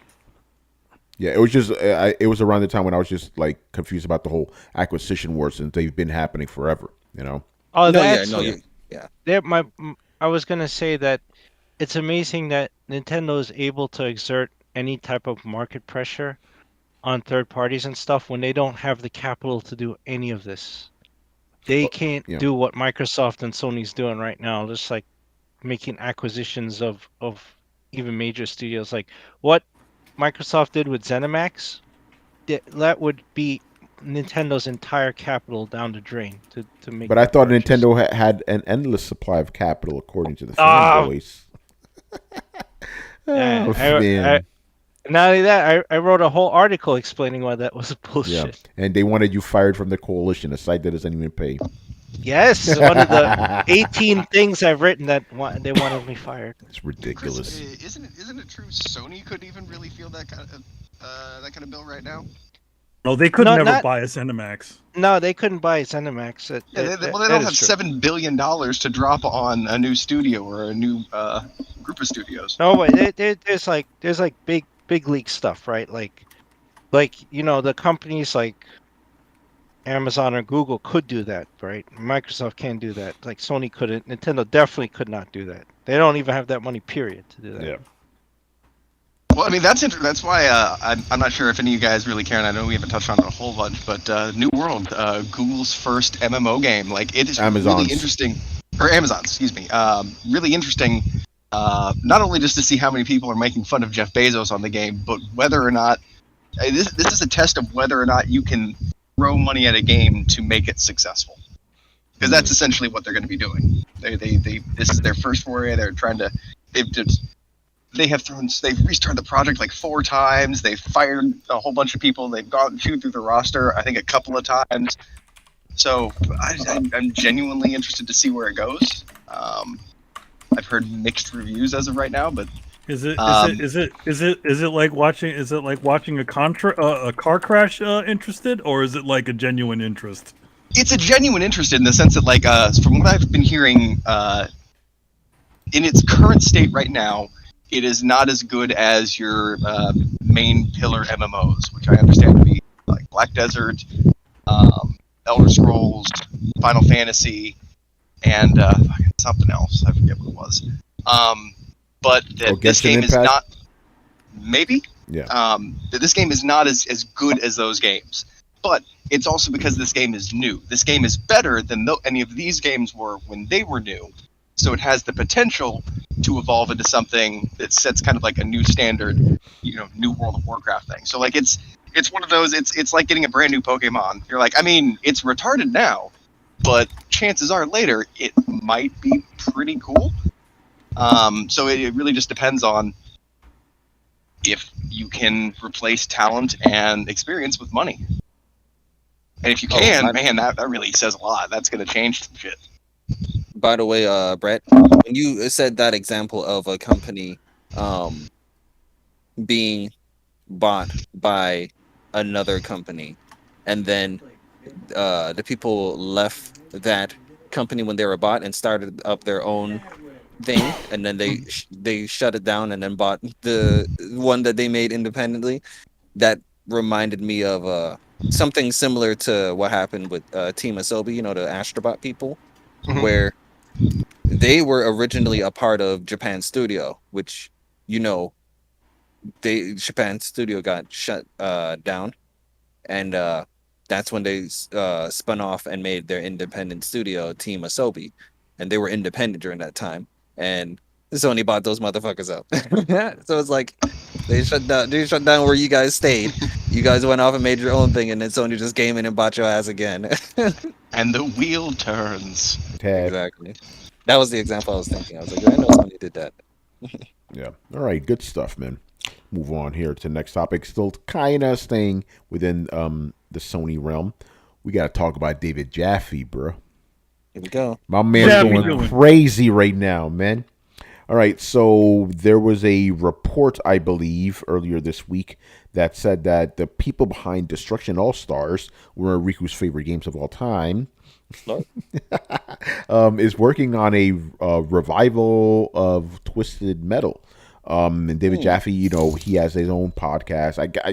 I guess it's a podcast, YouTube channel, whatever. I mean, it's a YouTube channel. It's not really, you know, he just talks and rants on it. So Yeah, I okay, don't know so what you call it. Yeah, whatever. So he has a channel on YouTube, and he gave some thoughts on this, the possibility of it. He was very upset. Well, who's giving us money, man? Shout out to them. Mighty Nerds, thank you for subscribing, man. Thank you, Mighty Nerd. I appreciate that. Hold on, what's that comment right here? I thought you guys would talk about. Of course, we got to talk about Mr. Jaffe's. So he was very upset about the possibility of this. So I'm going to read some of his quotes here. This is from, as written by, what site is this? Video Games Chronicle. All right. Let's be clear. Sony owes me nothing. Our relationship ended sometime in late 2018. But I will say that emotionally, it feels shitty. If any of this is true, do not have been contacted at all. So that's what he said about that. It pissed me off a little but that's the emotional side talking. The truth of the matter is, they have a business to run. They're not thinking about me. And if they are, fuck it. I wouldn't change what I'm doing now. And I wouldn't change, the way I'm doing it. If that's rub people the wrong way, that's a price I'm happy to pay because it means I get to keep being honest. Okay. So far he's reasonable, you know? Yeah, that's fine. Yeah. So far he's reasonable. He goes, at the end of the day, I'm excited that Twisted Metal is going in some form of fashion. I will be there to play it, and if they want to ask me for help, I'll be there. Okay, we're good. Okay. Then he goes fucking crazy. Then he goes fucking crazy. He goes, I know things. I know where the bodies are buried. Hell, I know who pulled the trigger before they buried the fucking bodies. I'm not saying I'm going to give shit away that's going to hurt people because I don't want to be a dick, but you should have called. You should have called. So he's already kind of threatening Sony. Twisted Metal was near and dear to my heart. I made 2 franchises for you guys. I've never said anything on my stream that has been anything other than honest and accurate. There are things that I haven't said. I could literally play you guys. Is there a timestamp? Like, does it show like 2 hours later so we know he went drinking? You know, at the bar. I don't know. Well, David Jaffe's streams can be quite bipolar in nature, where essentially he'll say, "Yeah, no, I don't care about this," and then I'll be like, "No, fuck that." You know, it'll be like it's interesting. Yeah. So why they don't want to work with him? Yeah, I want to keep reading some of this. I want to finish reading some of this stuff because again, he gets in. Let's say this: I would never reveal these things. Let's say this, and I would never reveal these things. But let's just say that you're moron, Sony, if you think that a lot of your meetings are unrecorded and unshared out in the world, because that's not the case. But I would never share that. Like, why does he feel the need to say any of this? Yeah, I don't understand why he's so dead set on this when he was, you know, like, what did they call him up on God of War? I don't know what would be the difference between this and Twisted Metal, to be honest. Yeah, and then he just went on to say that because I think there's a Twisted Metal TV show or something. Yeah, he said those people have been more in contact with him than Sony has. Yeah, because it's because Sony is a persona non grata on it. When this is also the probably, I'm sure the Twisted Metal series or show or movie or whatever they're developing, they're probably more communicative with him because it's not actually Sony. It's some other company that's doing it and essentially giving him, you know, being that he's the guy that did it, they're just going to keep giving him, keeping in contact with him. Yeah. They're just a separate thing. Yeah, like, again, I think reading this stuff, I think that's why Sony doesn't want to work with this guy anymore, man. Well, that's the thing. That's the thing. Like again, there was no point to say any of that. None whatsoever. He doesn't need to say any of that sort of stuff at all. But again, like that is the reason why, Jaffe is not. They want to just keep their distance away from him. They got even with the God of War situation, God of War not situation, but going on with God of War right now, they don't even mention David Jaffe anymore as far as God of War goes anymore. It's all about Cory Barlog. Yeah, exactly. Like he created the series. Yeah. You know what I mean? It's because Cory Barlog knows how to play the game. Yes. Jaffe doesn't know how to shut the fuck up. Yeah. I guarantee you. I guarantee you, Sony will give props to Stig Asmussen before David Jaffe. Yes, they will, because he doesn't. Again, he doesn't know how to be. He doesn't know how to keep his mouth shut and just essentially smile and nod his fucking head. He's got to introduce his little bit of 2 cents, which big companies don't like. Yeah. So like I think before on multiple times he's like, yeah, I would like to get these people on the show, and I've called them, and they said they don't want to be on the show. There's or a have to reason go why, dude. Or I have to go through Sony PR. Why do you think that, Mr. Jaffe? Because they don't want these guys saying anything that get them in trouble, or you talking about anything that you fucking know. Yeah. What is he doing with himself? Just a YouTube channel? That's all he does. That's it. He's just apparently. chilling, man. Yeah, he's chilling. Apparently, he made, with all the big money that he made on the previous games, and I think he still gets a stipend from the God of War series and any of the other series that are still selling. So he still gets a little bit of that, and he invested his money, and he's doing quite well for himself. So he's just sitting on YouTube, just yammering and playing games. Talking shit. Yeah, that's what I'm saying. It's like there's no need for that. Then you must be bored. That's the thing. It's like, dude, even if you're out of the industry, you don't have to talk shit. Like, don't burn bridges. I don't get it. It's so weird, But again, like you said, man, he made. I'm trying to be very careful here because you said he could be a little, like, I don't want to use the word bipolar, but he could be a little bipolar on this thing. So maybe he has some issues. I don't know. So I'm trying to be very careful with what I'm trying to say here. But I don't know, man. He does have issues. Like specific issues that he's communicated on his show before, so it may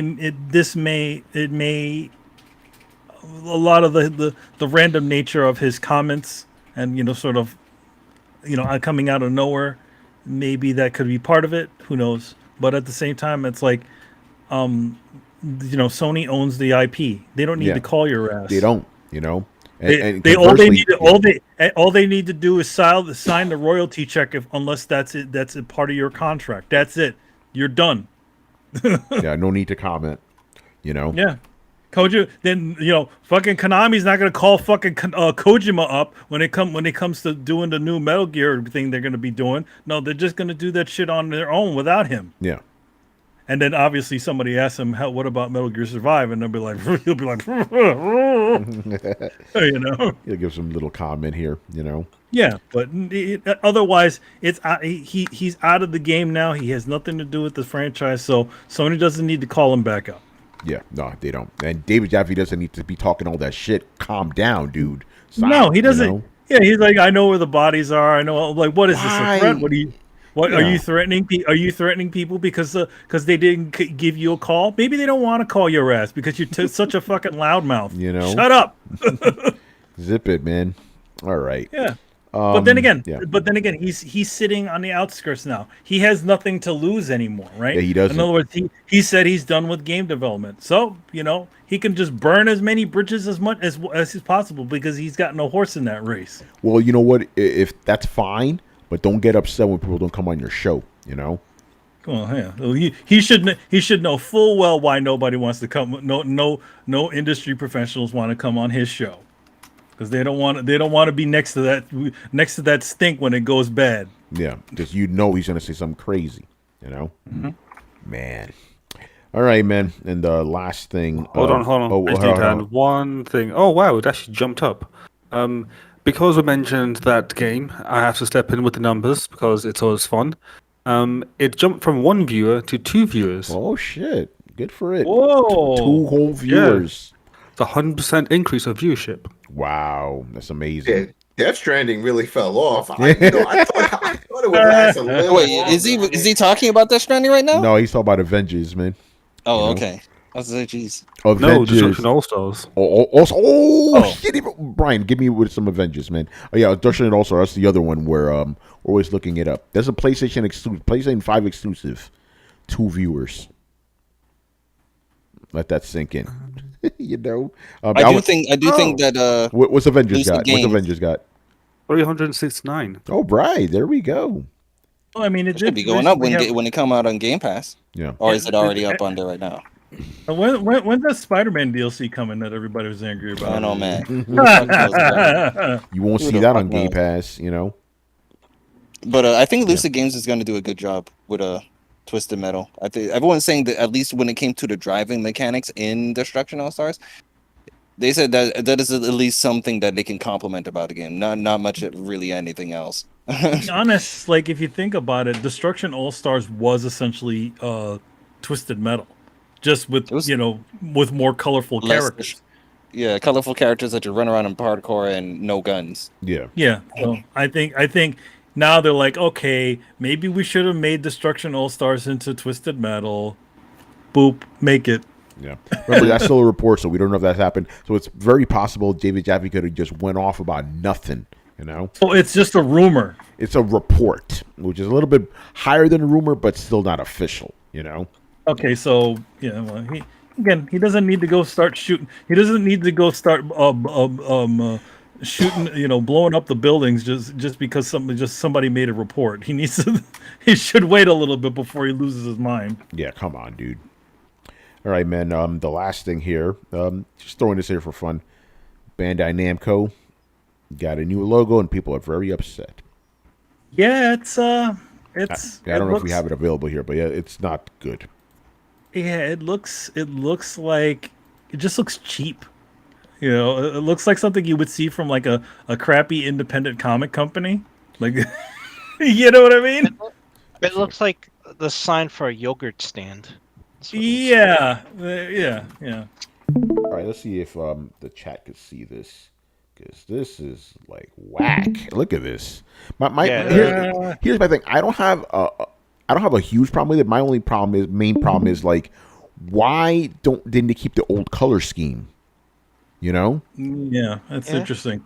Even when Konami moved away from their usual those two little flag things, they still sort of kept the font and the recognizable red that they always use. So yeah. So yeah, there you go. And now they have this new little tagline at the bottom: "Fun for all into the future." What are they, Nintendo now? Fun for all into the future. That sounds like English. Yeah. Well, it is Bandai Namco. And I said on Twitter, I was like, I guess we'll have to get used to this logo the same way we had to get used to saying Bandai Namco. Remember before it was Namco Bandai. Namco Bandai. Yeah. And I just call them Bamco. Bamco. I'm not one of my friends. I've seen that movie. Yeah. One of my friends was just telling me that apparently one of the PR people chastised him when he said Namco Bandai after the name change. Wow. Mm-hmm. That's interesting because Koei Tecmo is kind of like that too, where it's like they are called Koei Tecmo. It was Tecmo Koei before, wasn't it? Yeah, it was. No. So they made sure that it's Koei Tecmo because Koei was like, we the ones that bought you Tecmo, so our names come first. Yeah, that's true. Well, that's what happened with what happened with Namco. Namco essentially bought Bandai, and then Bandai was the one that was making all the money, so it switched places. Is that what happened? That's pretty much what happened. I mean, it's just like how Sega Sam. Remember, it was Sega Sammy, and then the Sammy just got cut off, and it just became Sega again. Yeah, that is true. Yeah, no one says Sega Sammy, And no one says Enix Square. Yeah, that is all. Well, it was the other way around. Even though that's a different case, but even still. Yeah. Wait, Square bought Enix, so it's Wait, did they buy them or did they merge? I thought they merged. I think they merged. They merged because it's kind of it's. By the way, now you're talking about it, it's kind of interesting because like Square is like bigger in the world, but Enix is bigger in Japan. you know. So I Yeah. guess it kind of weirdly but I think they just merged. That's why it's Square They Enix, did. you know. They did merge. Yeah. They I needed still, each other. by the I time still they call merged. them SquareSoft. Yeah, well, SquareSoft, that's that other company, you know. They're not making Dragon Quest, you know. Yo, man, SquareSoft make Dragon Quest, and they make all them games. Yeah, they merged. What? Enix made Dragon Quest. Yeah, Drake. Yeah, I know. he's joking, Riku. I'm just saying that. okay. I'm just simplifying. It's all just SquareSoft. They Yeah. all Well, they make everything. To the older people, Nintendo makes everything. Yeah, that is Oh, true. Oh yeah, Nintendo? Nintendo. Nintendo makes Nintendo. everything. El Nintendo. Playing your you know? Nintendos. But is that tagline part of the logo? It In is. some instances it is. In some instances it isn't. It's weird. Yeah, because nobody puts their tagline on their logo. Yeah, yeah. Some of these it says it. The others it doesn't. It's, Okay. yeah, it's Well, very weird. I don't like it. I don't know. Yeah. They should You know really what's test funny, this though? stuff. You know what's funny? This is only the game division that has this logo. All the regular Bandai toys and stuff like that, they still have the old red Bandai logo. Really. That little square. Yeah. That new logo's so fucking garbage. Yeah. Tell me how you really feel, bro. Yeah. No, I think it's crap. Yeah. I mean, again, I don't You have a see- huge problem with it. I'm not a fan either. Go ahead, bro. It just seems very like current year type logo. Where, Yeah. like, I don't know. Like, if you notice, like most of the logos now, they just seem to be very bland, very Minimalist, non-appealing. yeah. Yeah, and it's just without anything. There's no style. It doesn't tell me anything about the brand. It just says, "Oh, we are a name, and here's like a speech box." It's like, is that it? Like, to me, it looks like a paper company. Like, you can stick that logo on like 500 sheets of white paper, and no one will know the difference. It's like, oh yeah, Bandai Namco, they make paper. It's like, yeah, I'm just not a fan of like all this logo change to make it more minimalistic. Like, no, it needs more. It needs more expression. Yeah, they gotta have something. There you go. Right? There you go. There Hey, you you go. got to say, man, 2 hours in. Let's go. You know? Yeah. So I'm not a fan. Like, it'll be weird, like looking at Tekken 8 with that logo now. It's like, Yeah. I don't know about that, but I guess Brian Fury. I'm with You do Brian. know that if like Tekken 8 gets like announced tomorrow, then I technically called it. Yeah, you did. That's I'm- true. I'm just Right putting here it on out there. Throwdown. You know, you heard it here first. I think that's it, people. I think unless anybody else has any more thoughts on Bandai Namco, I think we're done here. Another good Bandai. show. Adam, you missed most of the party, man. I hope everything's going well on your end. Just a lot of games, man. You know, this is the busy season. This is when everybody and their mother's making a game. It's like, yo, talk about my shit, please. Talk about my shit. You know, so it's just a lot. And then my family was in last week, so I wasn't on the computer. I wasn't allowed to do anything. So that's Adam, why when I finally get the on, important question though, Bernil, bro, what's up? the betting was good. It changed Mm. lives. It changed lives. It made people into believers. You know, I had a guy, a buddy of mine, who came with his wife and his daughter. He had some. He started crying. He's like, oh, you know, he couldn't believe we had tres leches. And mom went out. She went and got all kinds of food and did all this shit. So they were blown away. But it was good. It was good. That's what's up, man. Yeah. How that Bernil taste, man, after so many years, man. So it's good. I just need to learn how to make it myself. Yeah. Like, that's the thing. I gotta. It's not that hard. I know how to make that. It's just not that hard. But she you know? put it in the stove for like 2 days or something Yeah. like that. Oh, she let went it- crazy. You got. I mean, you Yeah, have to leave it in the stove for a bunch of hours, but not 2 days. You know. Yeah, she left it in there and soaking. She put all the stuff inside it. and You gotta let it filled up. marinate. Yeah. Yeah, and then that was it. Yeah, I made it with the rice and stuff. It was good. She did sofrito like for the seasoning. Yeah. They did that. Yeah. So when your buddy ate the pernil, was he like Guadalupe? And then And Adam's he's never wife's spoken like, a word of Spanish in his life, and he already starts singing that shit. and then Adam's wife is like, that's not what my mother-in-law's name is. That's it. He's talking in tongue. Oh, They start singing fluent Spanish, you know. So it's essentially like it's like you remember when in Beetlejuice when they get possessed by the people and they start singing "Daylight Come" around the table. yeah. It's like that. It's like that. Eat it and like, hey-o. They were like, I'm Puerto Rico. So, oh man. Hueva! There we go. so it was cool. Cool. We started rapping big West pun Side and Story shit, you know. Oh man. West Side Story. Oh, All of a yeah. sudden there's just flags everywhere, like in Miles Morales, you know. It's like, Oh, yeah, where these yeah. flags come from? Everything just essentially the Puerto Rican just turns up to 11. So there's a whole bunch of like Hispanic, Puerto Rican flags all over the place, and Do have a Puerto Rican all flag over- over there.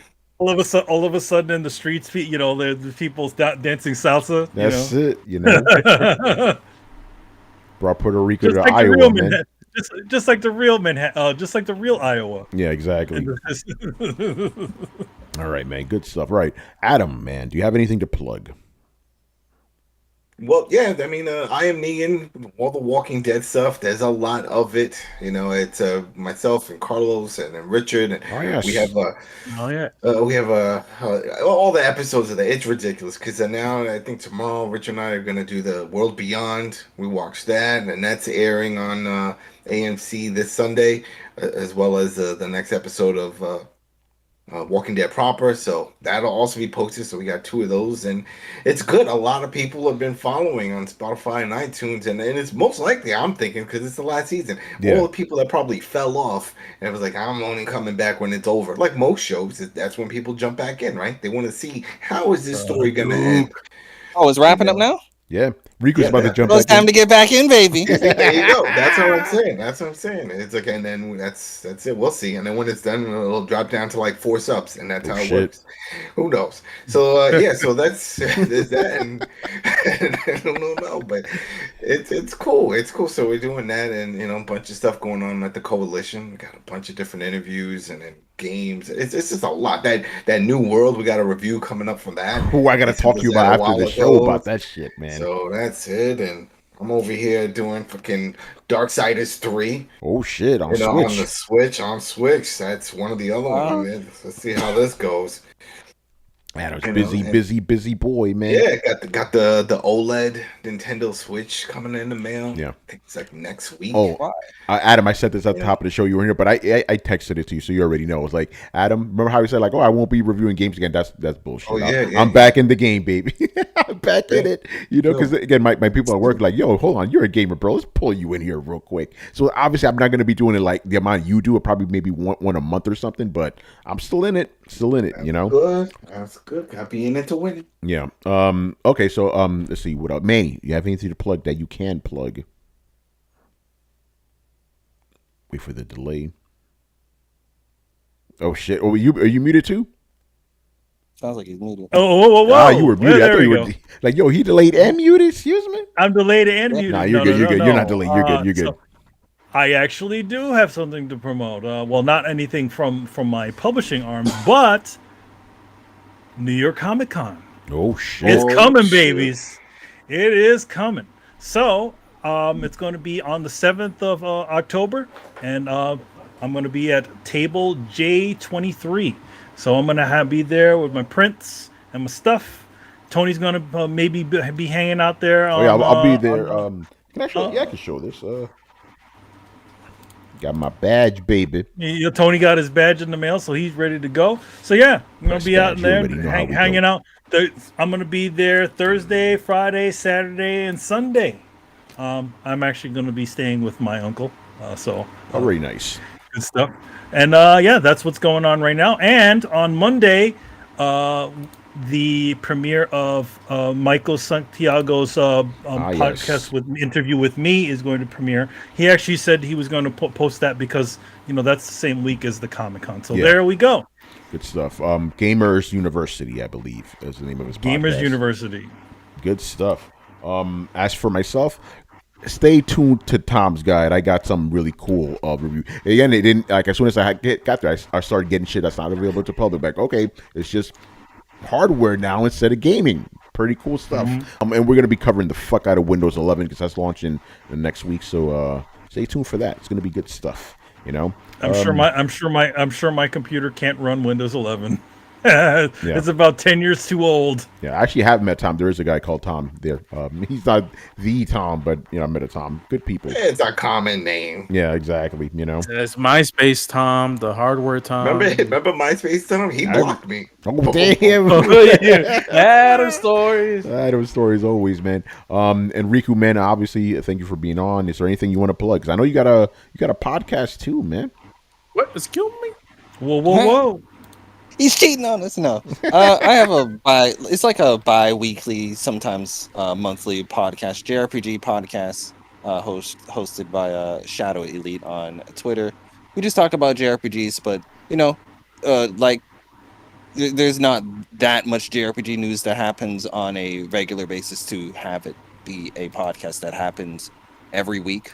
So it isn't something that I have to go out of my way for. Usually it's very sporadic when the episodes come out, but I usually retweet it when we do them. They're usually on Sundays or Mondays, or around the time that I would say, I think it's a little bit before Throw Down Your Questions does their things. But yeah, that would be the only thing I would plug. How many platinums you got right now, man? I'm sitting at 228. Damn. I want to make Tales of Arise 229 and then Cold Steel 4 230. Yeah. I thought you played Cold Steel 4 already. Oh yeah, I played it. I just didn't platinum it yet. The game has a ridiculous amount of collectibles. Jeez. All right. Fair enough, man. Yeah. Good stuff, man. All right, people, we are done here. So make sure you follow Throwdown on Twitch and Twitter and join the Discord where it is always popping, especially this week. Dudes were posting a bunch of crazy stuff. Not just about games, about everything. We get down in there. You can follow Throwdown on any podcast app by searching for Throwdown Show, 2 words, Throwdown Show. And you can listen to past episodes on throwdownshow.com, which is basically our audio boom page. And also, if you are watching on YouTube and you enjoyed the content, make sure you hit like, subscribe, and hit the bell to be notified of every time we upload new stuff. Links to everything down below. Once again, I was your host, Tony Polanco. And tonight, I was joined by Emilio Lopez. See you next time. Chris Seeley. Hey, take care, everyone. Carlos Romero. Peace out. Adam Vale. The weekend, don't freebase. Brett Murdoch. Don't keep your soul stones in your forehead, people. Brian Manjoma. Dear countries of the world, please stop banning cryptocurrency because it hurts my wallet. Oh, man. Damn. And Riku Sun 1. Peace out, people. Have a good night. All right, people. Sunday, remember Tokyo Game Show questions. Throw them at us, man. We got you. Later. Laters.